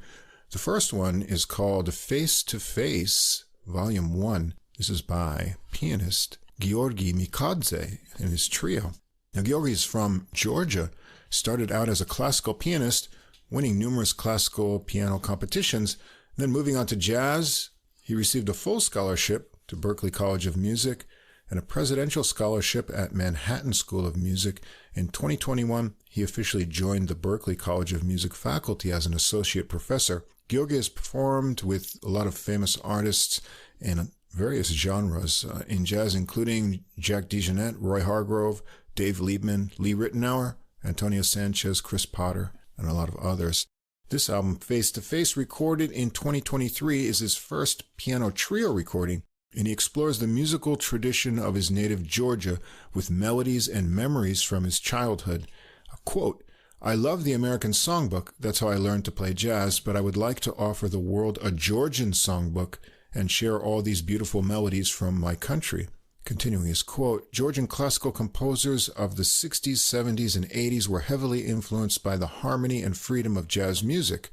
Jazz was kind of taboo at the time, but the Georgian people would try to crack old radios to listen to Willis Conover on The Voice of America.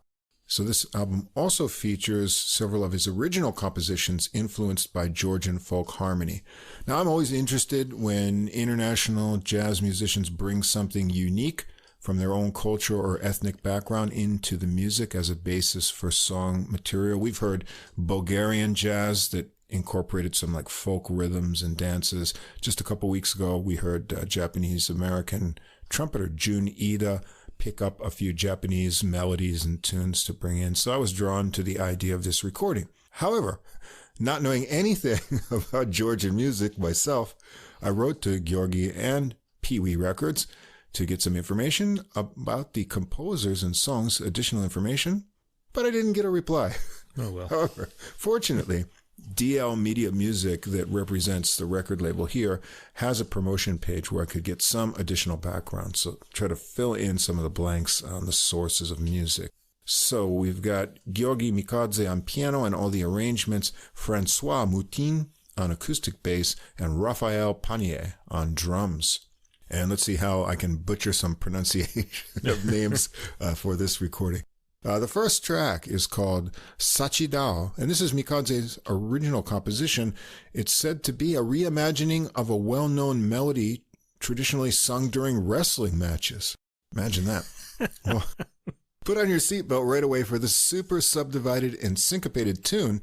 The melody section has a repeating 8-measure rapid-fire piano part with a little break at the end before a repeat. Then there's a new section, like a variation, that goes around twice. Let's hear it get started.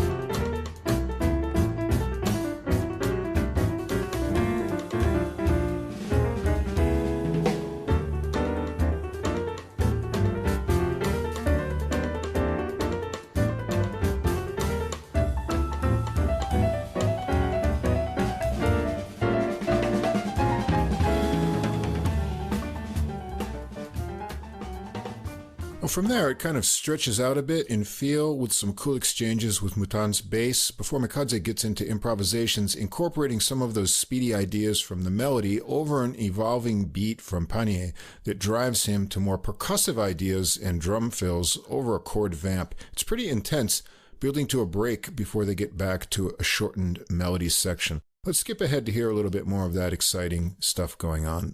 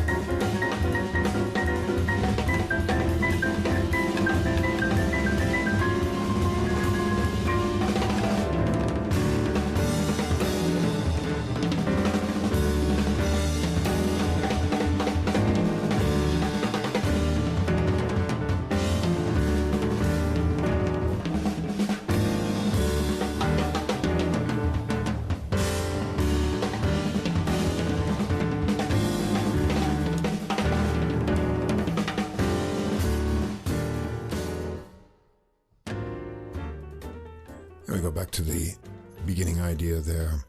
Track 2 is called Not Easy to Repeat by composer David Toradze. This is for the 1960 melodrama Last Day, First Day, which follows a postman on the eve of retirement as he shows his route to the young woman who'll take it over.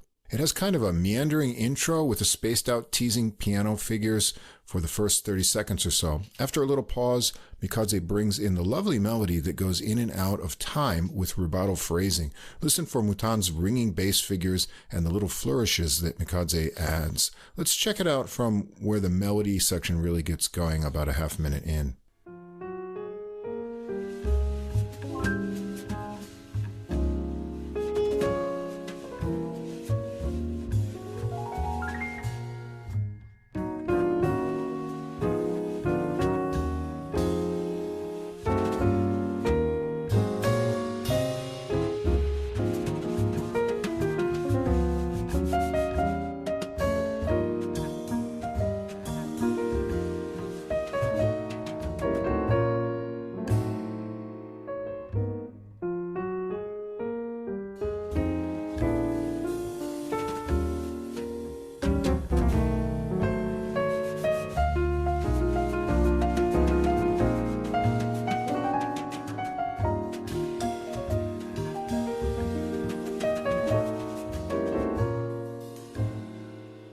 Nice brushwork and cymbal touches from Panier there, too.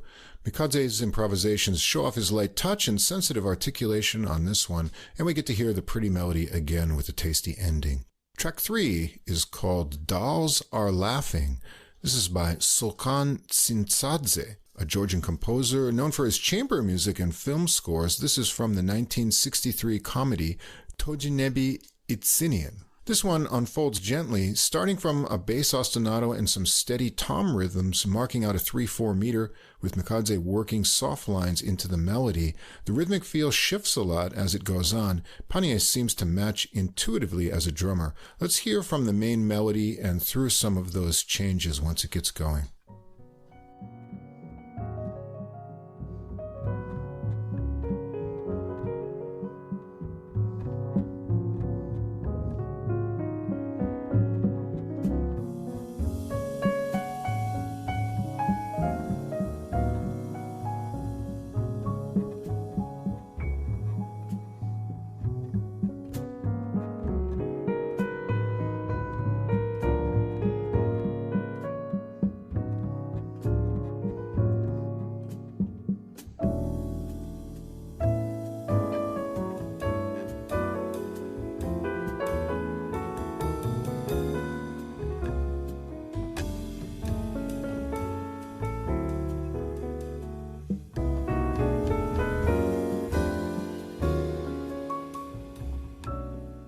Mutan has a really pleading bass solo with high reaches in this tune, so let's check out a little bit of that later on.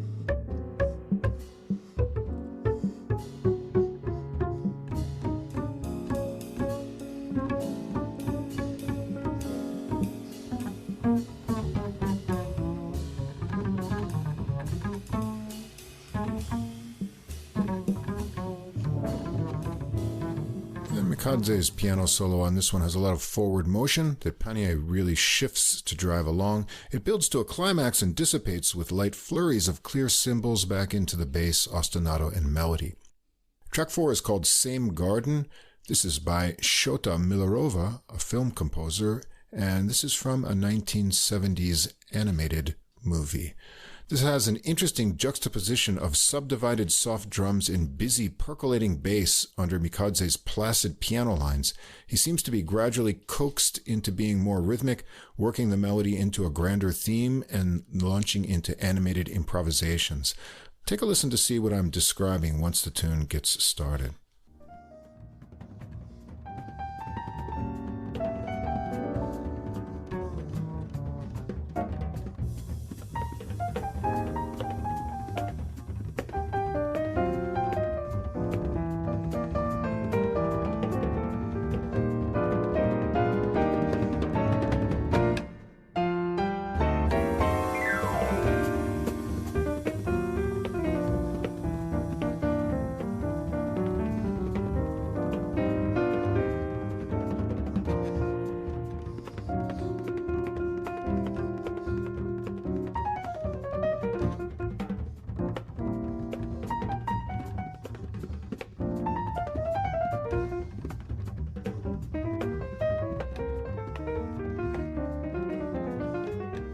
Mikadze's improvised solo here is really exciting and explosive, so let's skip ahead to hear some of that as well.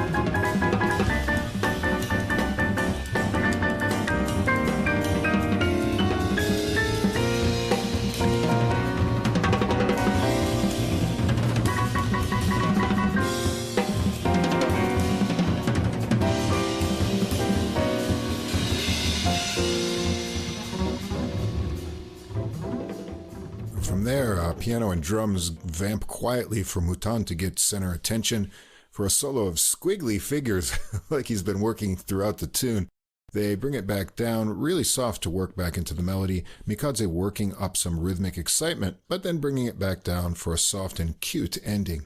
Track 5 is called The Moon Over Tsatsminda by Janusz Kakidze, a singer and composer who conducted the Georgian State Symphony Orchestra for 2 decades. Mikadze says, Kakidze wrote all the most famous songs that you hear throughout Georgia. I collaborate often with his son, conductor Vakhtang Kakidze, who told me to make sure I listen to his father's phrasing in order to play it properly. While a soft rubato piano opening gets joined by ringing bass as a pretty intro to this ballad, it's slow with delicate brushwork from Panier. Mikadze takes his time bringing out the charm of the melody with rich harmonizations. Mouton has a particularly expressive bass solo in this one. Mikadze's solo has great phrasing with trickles of notes.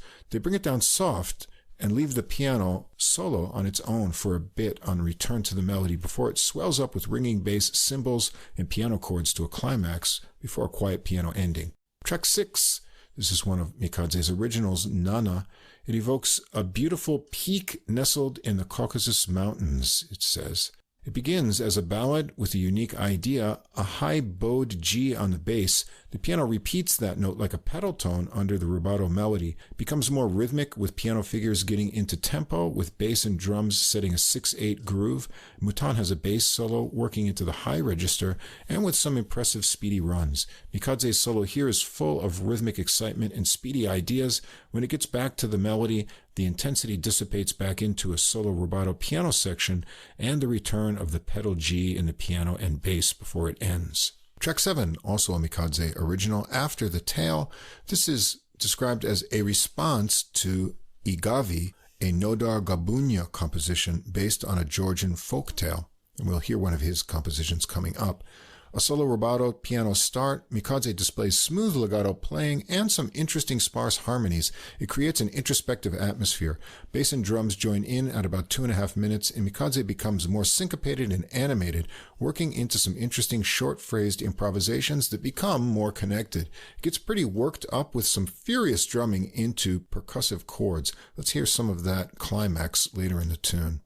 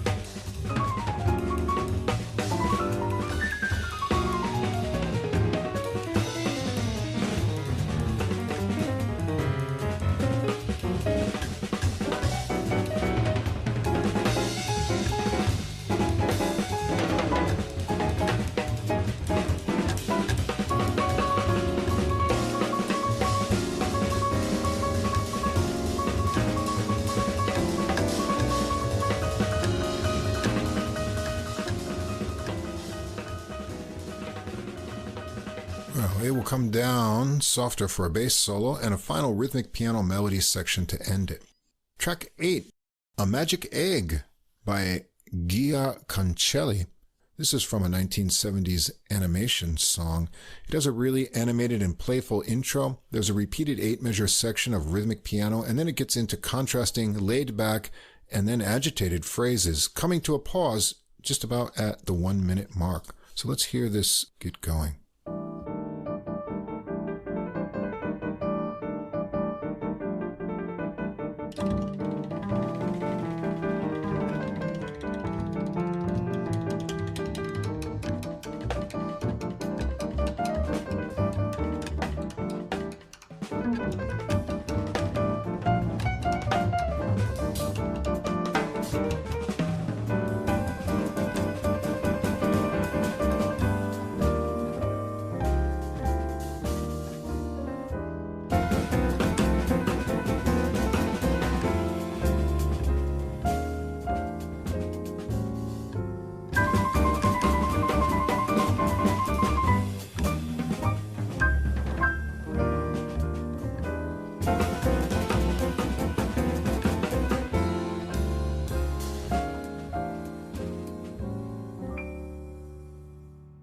All right, getting into the main melody, the playfulness continues with syncopated chords, a loping swing feel, and interjections of the agitated introduction figures we just heard. It's constantly changing. Mikadze's solo has a lot of speedy runs and great interaction with Mouton's bass. Well, actually, all three are really super locked in here. The synergy is great. So let's move up and listen to a little of that interplay.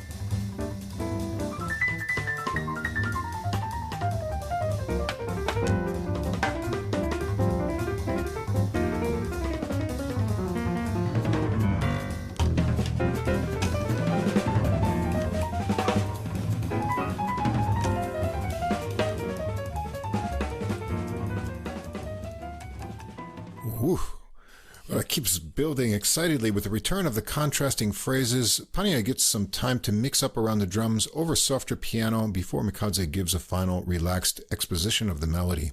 Track 9, To Nodar. This is by Nodar Gabunia, pianist, composer, and teacher. It starts with solo rubato piano and a ringing pedal G note, transforms from a mysterious contemplative mood to more joyful ripples of piano after a minute, with bass and cymbals joining in, keeping the free-flowing movement. It's quite pretty with a continuous flow through the piece. It's really hard to pick out a sample, so I recommend you have a listen to the whole track by yourself. Track 10, Wind Takes It Away. This is by Rusudan Sebeskverzadze. It was a pop song.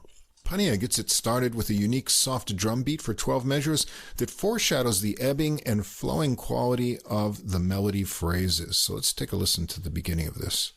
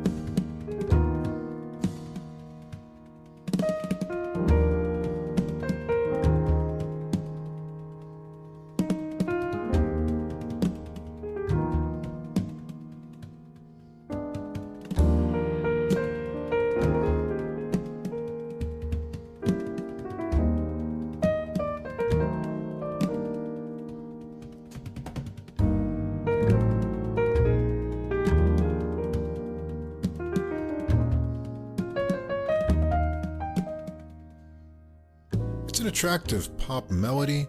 Mikadze's improvisations are melodic and flowing, mixing in some speedier lines and rhythmic figures, so let's hear some of his solo later in the tune.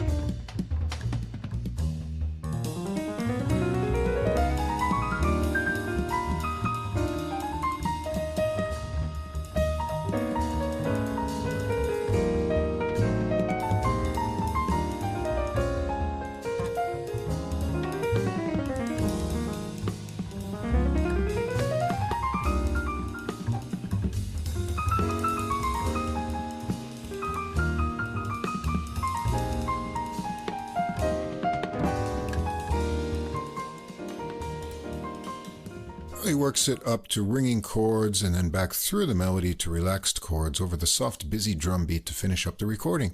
This was unique and intriguing. The Georgian melodies proved to be fit material for jazz exploration. They're all attractive, if unfamiliar, to most people outside of Georgia. It would take me a few more listens and maybe a comparison to the originals to get more familiar with the structures. Nevertheless, in Mikadze's hands, they lend themselves to interesting interpretations and harmonizations, his original compositions mixing in rather seamlessly as well. There's a big variety of approaches to the songs. Most of them go through a lot of rhythmic transformations, highlighting the synergy of the trio. Mikadze's technique is matched by his musicality of phrasing and creative ideas that burst out of his solos. Excellent bass solos from Mutan as well. A completely fresh-sounding jazz recording. Yeah, the album presents a variety of styles, and some of them adding that East European spice into the rhythm and harmony. And others were played with a warm tone throughout. I really liked the entire sound of it. There's also a great sense of form on a lot of the tracks. And I thought Savant-Garde particularly had a satisfying through line. It ends suddenly on a tonic chord, giving it a sense of an ending. And even the piano solo on that track had a great sense of shape and ending to it. So the record sort of mellows more as it goes, I thought, with the exception of the rhythmically challenging A Magic Egg, which he said was by Gia Conchali, a classical composer whose music was recorded on the ECM label a bit. I think I might have 2 or 3 of those albums in the back there. So I was interested to hear that. We get to hear a lot of Mikadze's warmth towards the end, and drumming and bass playing are both inventive too, with the drums getting a hitting of the palms sound on most tracks. I don't know how he's making that sound. Yeah, interesting. Yeah, through the whole album, he does that. And the bass playing has some good exploratory solos. So yeah, it's just really fresh sounding and interesting album. And this is another reason why you want to kind of branch out and listen to music, jazz from outside of the U.S., or even outside of Western Europe, because it's so much more like cultural things that we're not familiar with, come into it. Right. And I always find that really interesting. It's really what I find interesting about classical music too. Yeah, keeps it fresh. All right, our next album is by pianist Geoffrey Dean. It's called Foundations. It's on the AMP Music and Records label. Came out February 2nd. Dr. Geoffrey Dean is a jazz pianist, composer, author, and educator who performs in the Washington, D.C. area. He completed his undergraduate studies at Berklee College of Music and a master's of jazz studies at the University of Tennessee and his doctorate of musical arts in jazz performance at the University of Illinois, Champaign-Urbana. He has recorded and performed with notable jazz musicians all around the world: Terrell Stafford, Steve Turre, Greg Tardy, to give you a few that have been on our podcast and we enjoy as well. The debut recording for this group of musicians here, Foundations, features a straight-ahead jazz repertoire of lesser-known hard bop compositions from some of the era's greatest composers and beyond, played with modern sensibilities. This is from the notes. These compositions were chosen as music that has been foundational in the group's growth as musicians, while many may not be known as common standards. Well, basically, originals by other great jazz musicians. I like these kind of albums that go back and remind us not to forget these original compositions from the past. And that's one of the reasons I chose it. Geoffrey Dean on piano, Harish Raghavan on bass. He's got quite a resume too, recording with Kurt Elling, Vijay Iyer, Ambrose Akinmusire, Eric Harland, Mark Turner, Greg Osby, Benny Green, and a whole list of others. And we've got Eric Binder on drums and Justin Copeland on trumpet. The recording gets started with Cyclic Episode. This is by saxophonist Sam Rivers. It's from his 1964's Fuchsia Swing Song, which was recorded right after he left Miles Davis's quintet. This gets going right on the 16-measure melody, with Copeland giving it a light and fluffy toned treatment. The minor chord progressions are interesting, and it's open-sounding with sparse ringing bass notes. They take it around twice, and then Raghavan is up for a bass solo. Let's hear this get going.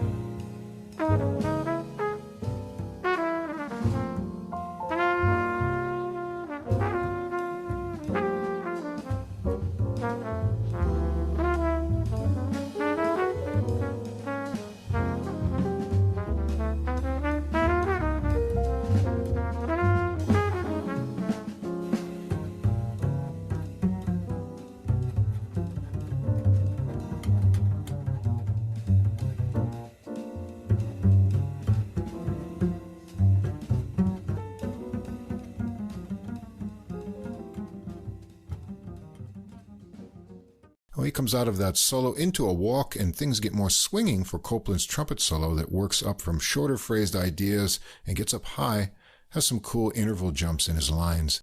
Dean's piano solo works up nicely with interesting rhythmic ideas in his phrases, so let's hear some of his solo to get a sense of his style as a pianist.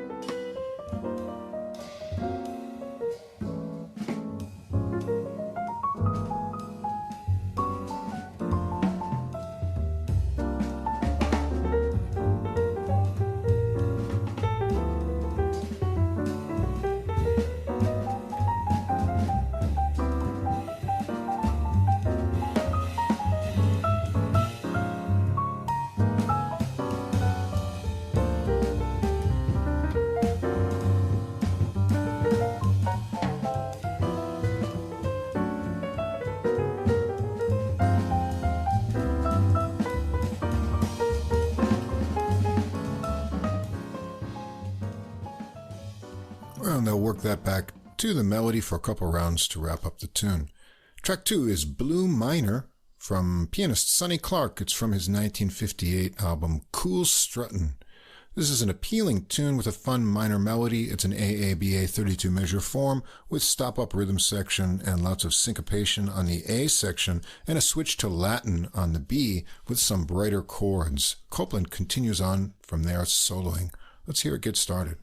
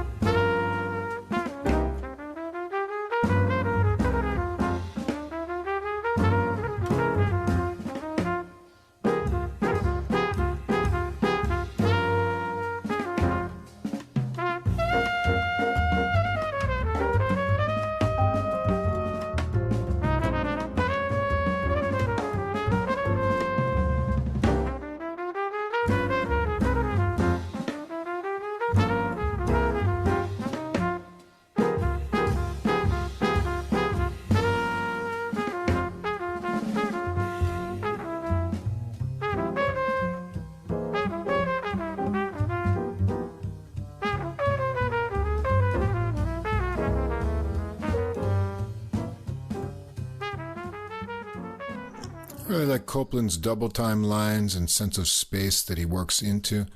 Dean's piano solo has a nice sense of swing and again interesting rhythmic ideas in his lines. Another time through the melody and an extra final chord finishes up the tune.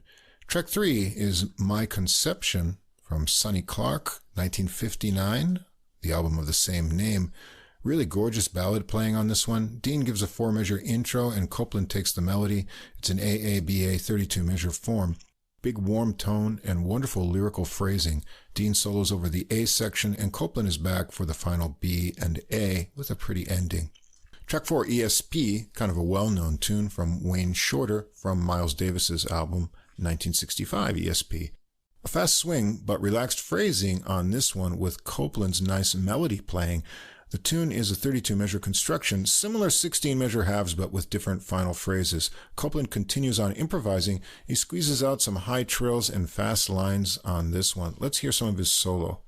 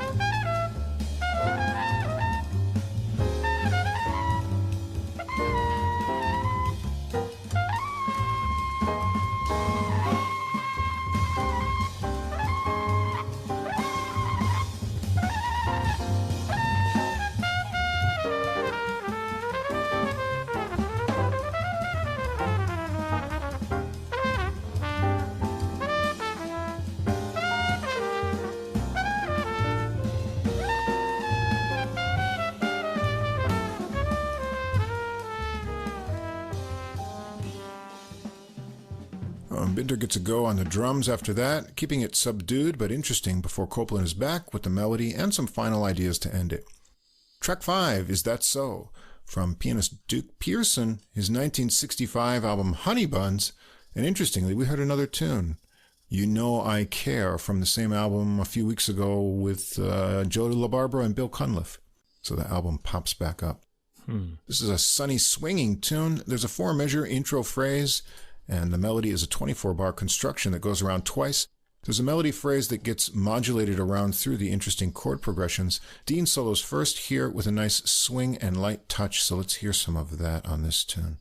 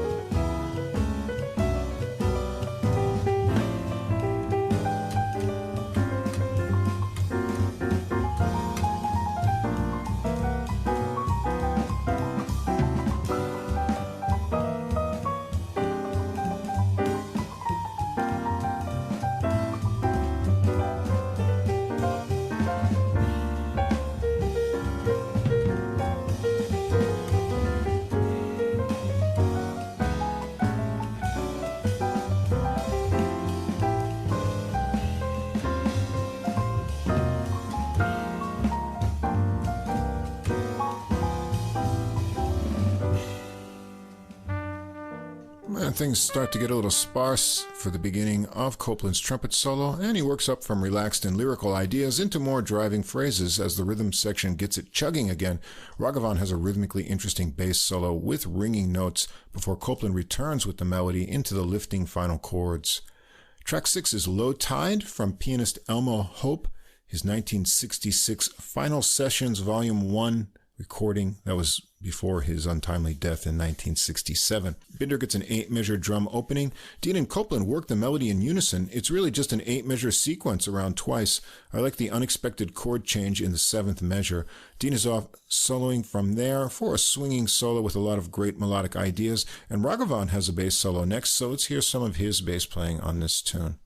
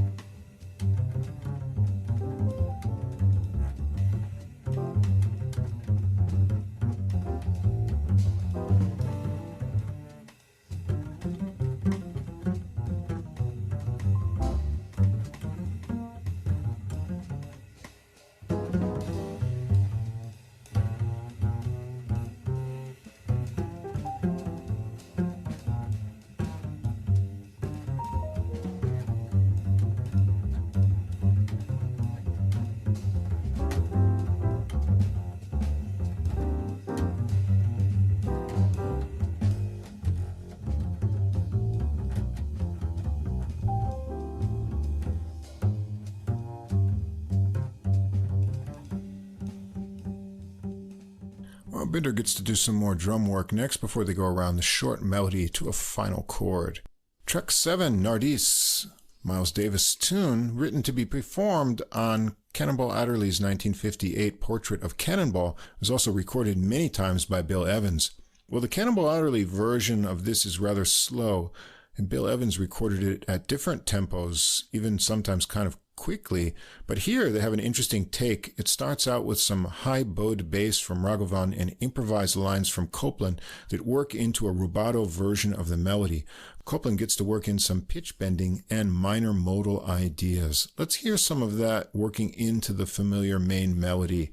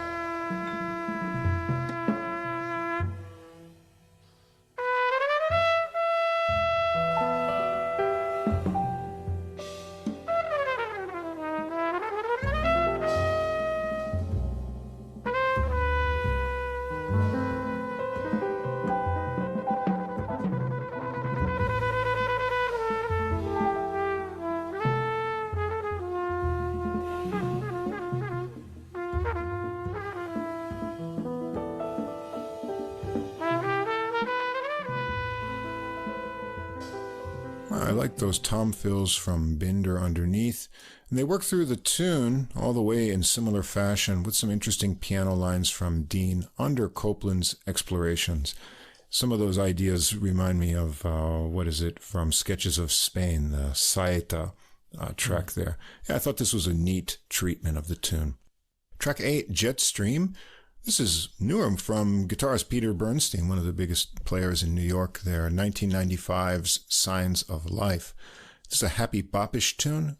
Binder gives it a 4-measure drum intro, and then Dean and Copland take the melody together. It's a 32-measure structure with some interesting modulations of the melodic figures, and it gets Copland way up high on the melody lines into a solo break. Let's hear this one get started.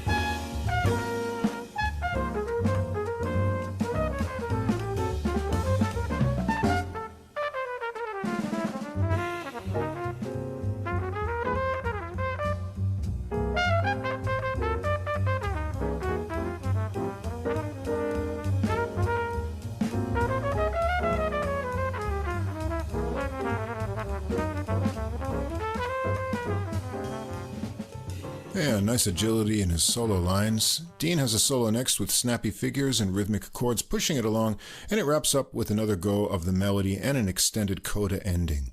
Track 9, the final track, Yokada Yokada, from pianist Andrew Hill, his 1964 album Judgment. This is an unusual tune, a 12-bar blues kind of construction with interesting chords and a drum break from the 8th to the 10th measure.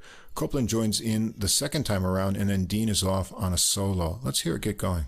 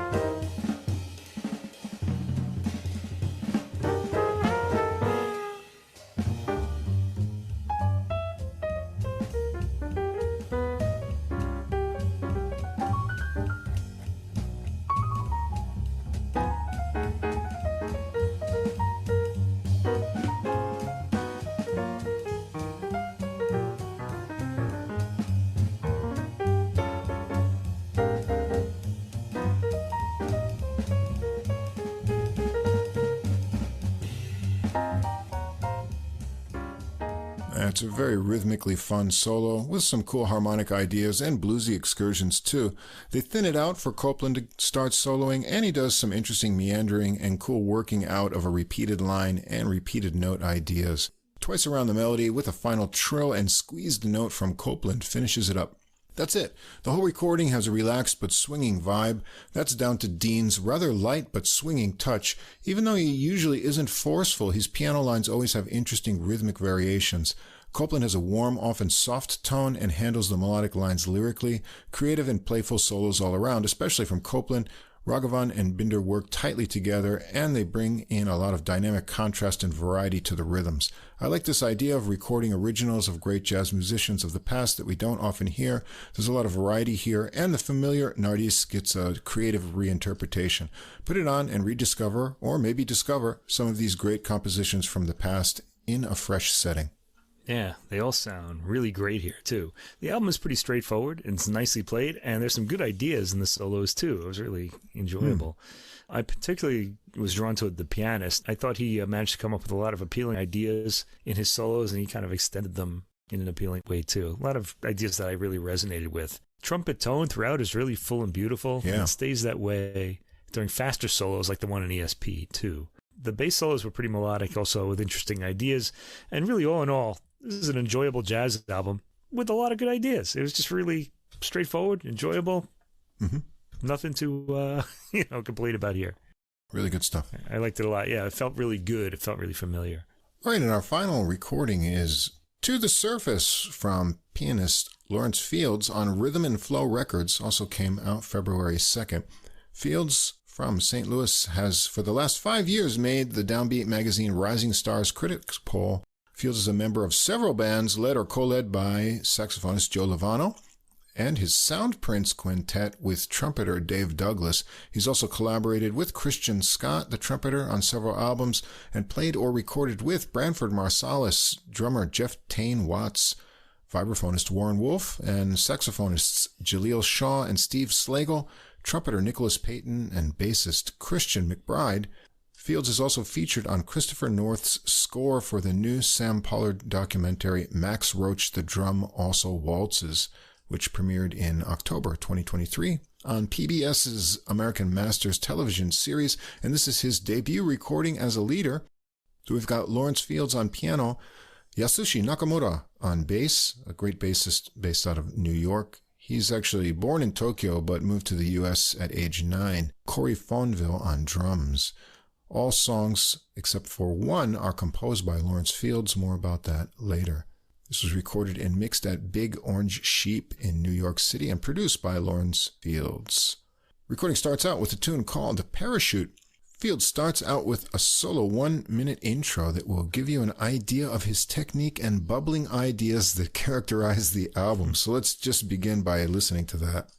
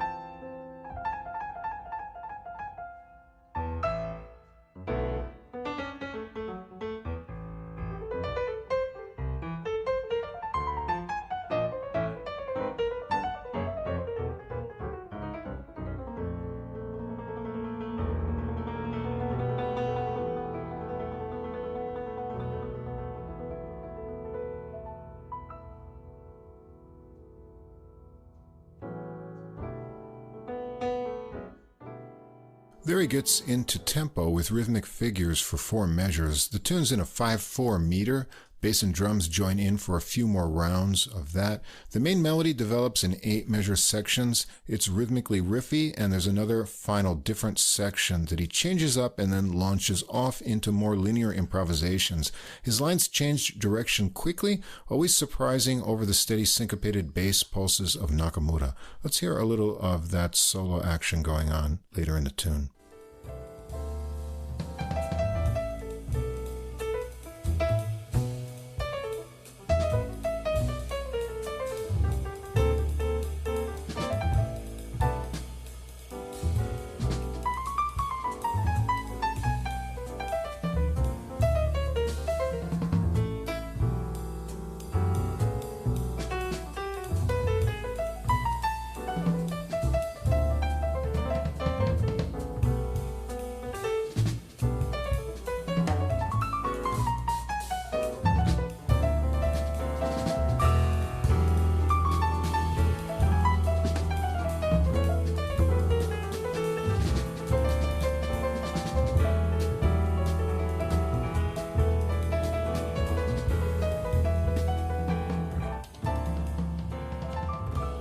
Fonville has a lot of creative drum fills along the way there, and he moves on to locking in his left hand, does fields with the bass, and has shorter rhythmic figure ideas in the right hand.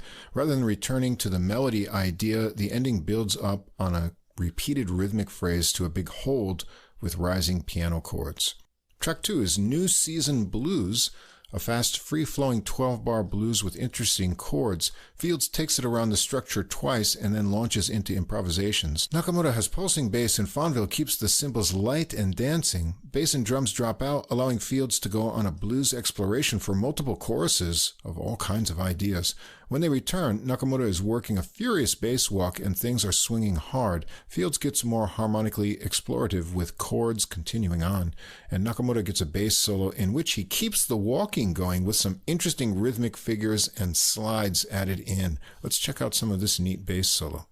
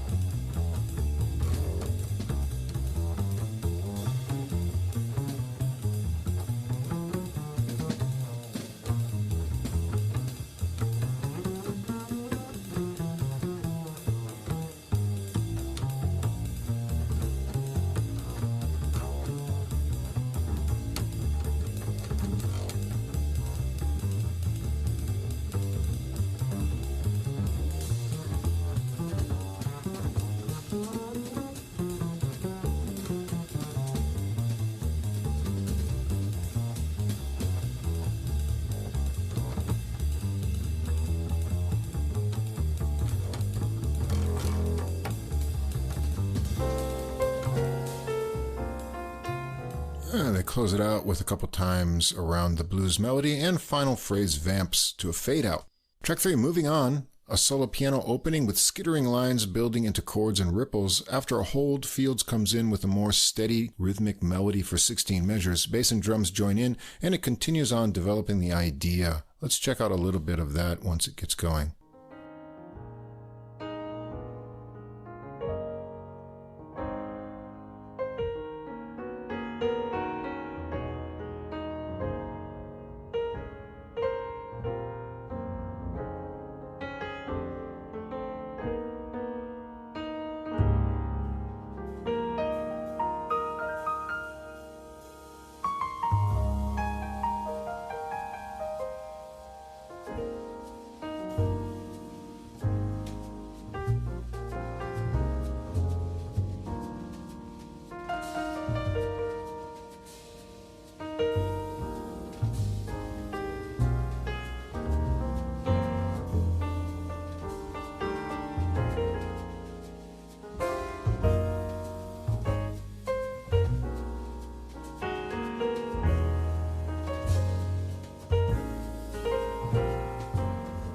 Fields' solo here starts melodic, playing around with ideas from the original melody with interesting chord variations and colors. He takes it more rhythmic into ringing chords as it develops, and then has more explorative right-hand lines. They bring it down softer to bring back the melody, and Fields has some final improvised ideas as it builds energy, but to a fade-out. There's a lot of fade-outs on here, Mike. Coming up especially. Track 4, LBF. This is a solo rubato piano piece. There seems to be a repeating A section and longer contrasting B section before it returns. The ending becomes interestingly more impressionistic. It's a pretty melody that he decorates with a lot of harmonic colors. Track 5, the title track, To the Surface. This one has kind of an insistence to it, moving along in 8-beat phrases, started out by Fields and joined by bass and drums. More of chordal ideas than melody line, really. Fields moves into improvised explorations. Fonville has a lot of exciting drum fills going on, as Fields gets into more linear ideas with snappy right-hand figures. Let's just drop in midway to hear some of what's going on this tune.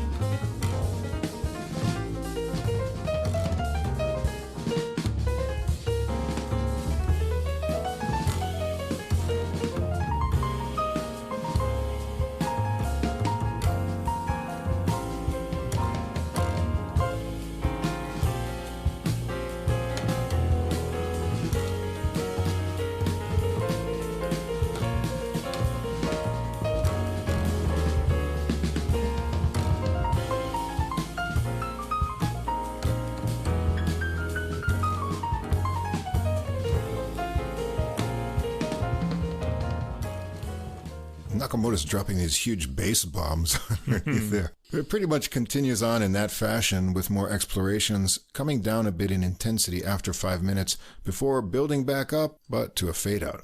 Track 6, Yasori, which is Yasushi plus Kori.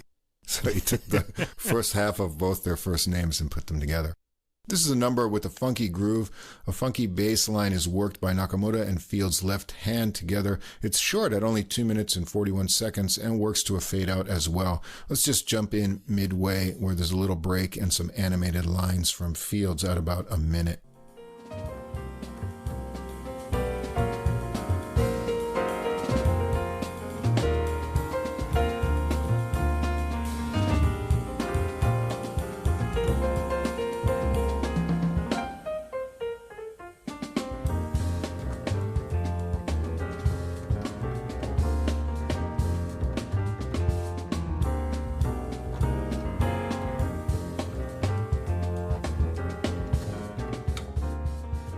Yeah, that's the basic idea of this tune. Track 7, Vision. This has a unique groove set up in the 8-measure introduction. Nakamoto has repeated ringing quarter note bass notes with a syncopation every other measure that pushes it forward. The melody is 32 measures before Fields reaches out into improvisations. There's kind of a 4 against 6 feel between Nakamoto's bass quarter notes and Fonville's cymbals, and the swinging 6-beat feel comes out stronger in Fields' soloing. Let's hear him get going with some ideas a little bit into the tune.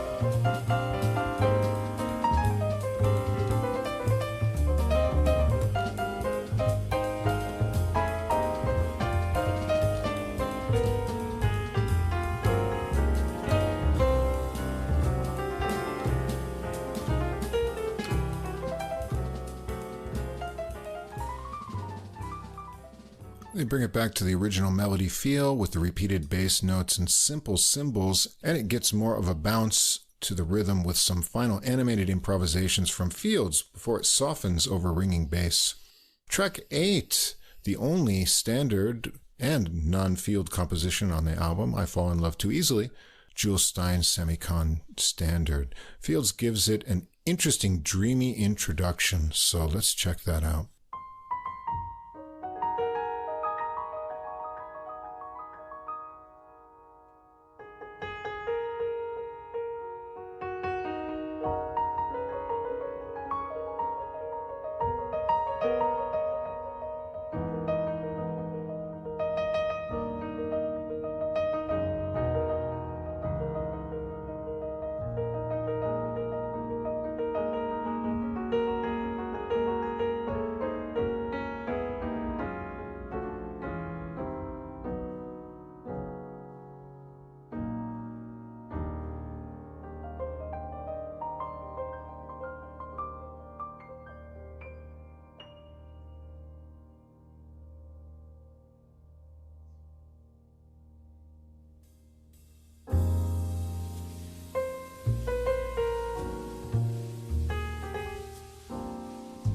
Into the familiar melody there with slow ballad treatment.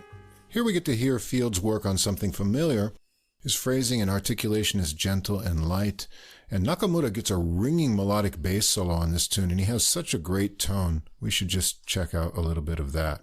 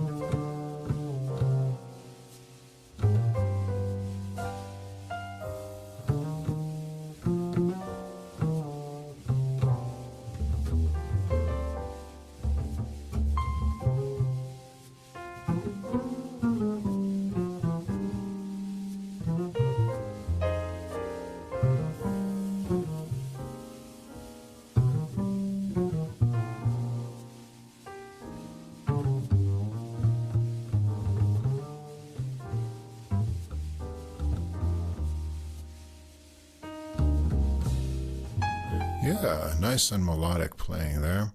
Fields keeps it classy in his solo, showing off a nice touch with some rippling tremolos underneath and speedy high register lines. He teases with melody phrases into building chords rather than get back straight into the melody, and gets an extended solo piano ending, working more ideas around the melody.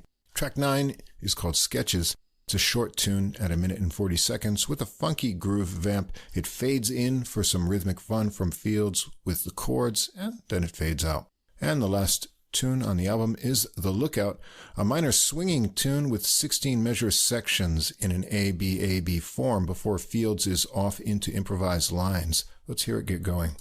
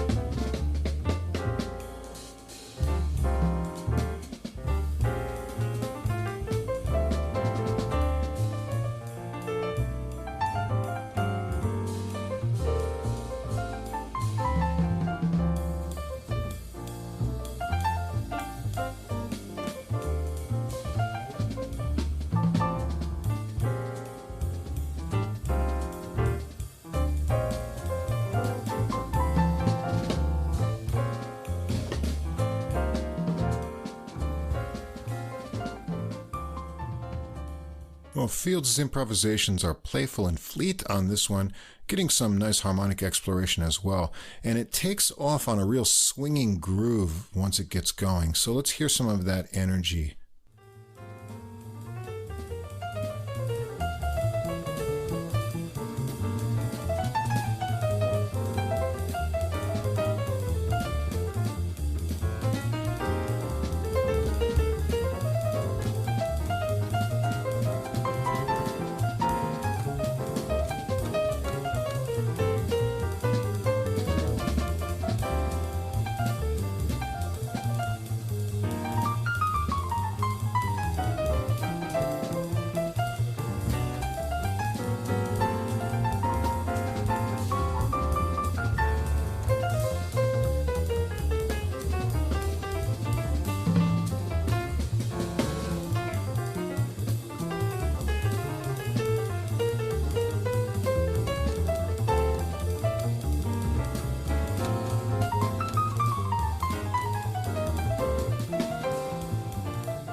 He keeps building it and building it, finally connecting back to the melody where it comes down in intensity. They go around the A-B pattern once, and then it vamps on with some time for Fonville to work around the drum kit to the ending.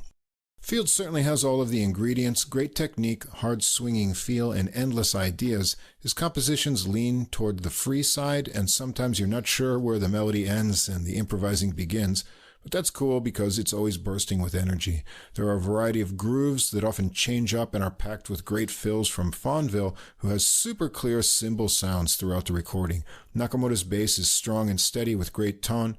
An exciting pianist to look out for and see what he does next.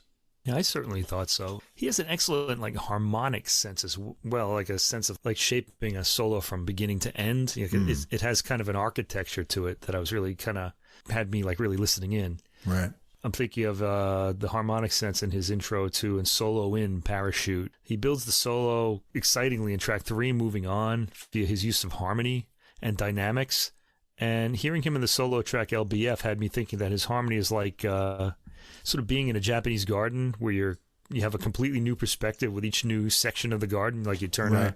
You know what I mean? I kind of got that, like he'd make some kind of harmonic change and you're suddenly in this new space. It was really kind of a bit of harmonic magic I thought he was doing there. His harmony revealed new possibilities with each change, and it kind of kept me wondering where it was going to lead. Right. He's an appealing and intelligent pianist, and there's a lot of formality, a lot of harmonic finish to his playing. I enjoyed listening to this and wondering where he was going to go. Good backup from the drums and bass, and the bass lays down some heartfelt solos as well, while the drums liven up during solo segments. Fields, for me, though, is very much the star here. This was really great, and this was probably my favorite jazz recording of the week, really. I liked it a lot. I remember the first time I listened to it, I'll pick up some new recordings, and then during the week, I just want to do kind of a relaxed listening, not note-taking listening we have to do to prepare for the podcast. But this was just sort of blooming out of the speakers with all these ideas. And I said, man, this is really exciting. Got to get this one in an episode. So I marked it as good choice. Special. Yeah, cool. Right. Well, there you have it. 3 very different but appealing piano recordings in jazz to go with all the keyboards and classical. Pretty nice episode all around, I'd say. Pretty challenging episode, too. Yeah. In some ways. Yeah, in a lot of ways, yeah. Hopefully, us talking about the music made it less challenging, at least in the classical part. That's what I was going for. Yeah. And we've got planned for next week, too. You've got a special theme in the classical section. I do. It's all women, and I just want to say something like this. It's all women composers, and I'm not choosing it as all women composers because they're all women. That was just my theme. That's what they had in common. But these are all recordings that I really want to hear. There's a new Finnish composer that I'm not unfamiliar with, and the French label La Boîte à Pépites, who releases music only by women composers, has exhumed someone from the early 20th century or late 19th century that I'm interested in. And we get a chamber music recording from Chandos, too, of some French composers as well. And a lot of these are names I've always been kind of curious about. Oh, interesting. So, looking forward to hearing those. In jazz, I've got a couple of sax recordings that are just burning a hole in my ear. Another hole, that is. We've got Austrian saxophonist Lukas Gabrick and a cordless trio recording from Jim Snedero, his new release, and one that I listened to last night a couple times because I liked it so much. It's by alto saxophonist Peter DiCarlo, and those are all really exciting. So we're going to have a bunch of sax for jazz next week. Yeah, and next week's episode is going to have another sax pun in it, isn't it? We just Probably can't get away from that, yeah. Of course Probably. It is, because we're still children. That's right. We'll come up with something unique, and as we will for this episode, too. I've already got it noted down. But Good. Okay. All right, so let's look forward to, if you want to check out those recordings early, they'll be up on a playlist on Deezer a couple hours after this episode gets published. You can also find a link to it on our Facebook page, so come over there to check that out and also get any new releases I find before next week's episode. As always, we want to say thanks to Fast Signs of Staten Island for our glowing neon logo. And also be sure to check out the Same Difference 2 Jazz Fans 1 Jazz Standard podcast. Their little audio promo will be coming up when we sign off here. Any final words, Mike? No. There aren't any final words. I said my final words before. All But right, I guess then. these would be my final words now. This has been episode 153. We'll be back again next week with episode 154. So until then, keep listening, and we'll see you again next time. Same difference. Two jazz fans, one jazz standard. A review of a single jazz standard through music, history, and stories. And this is AJ. And this is Johnny. If you are a jazz fan and you like jazz standards, bebop, show tunes, ballads, you name it. Yeah, we've got them here. We drop a new show on you every other week, and we take a standard and we listen to a few different versions of it. Same difference. Come join the fun. Looking forward to seeing you.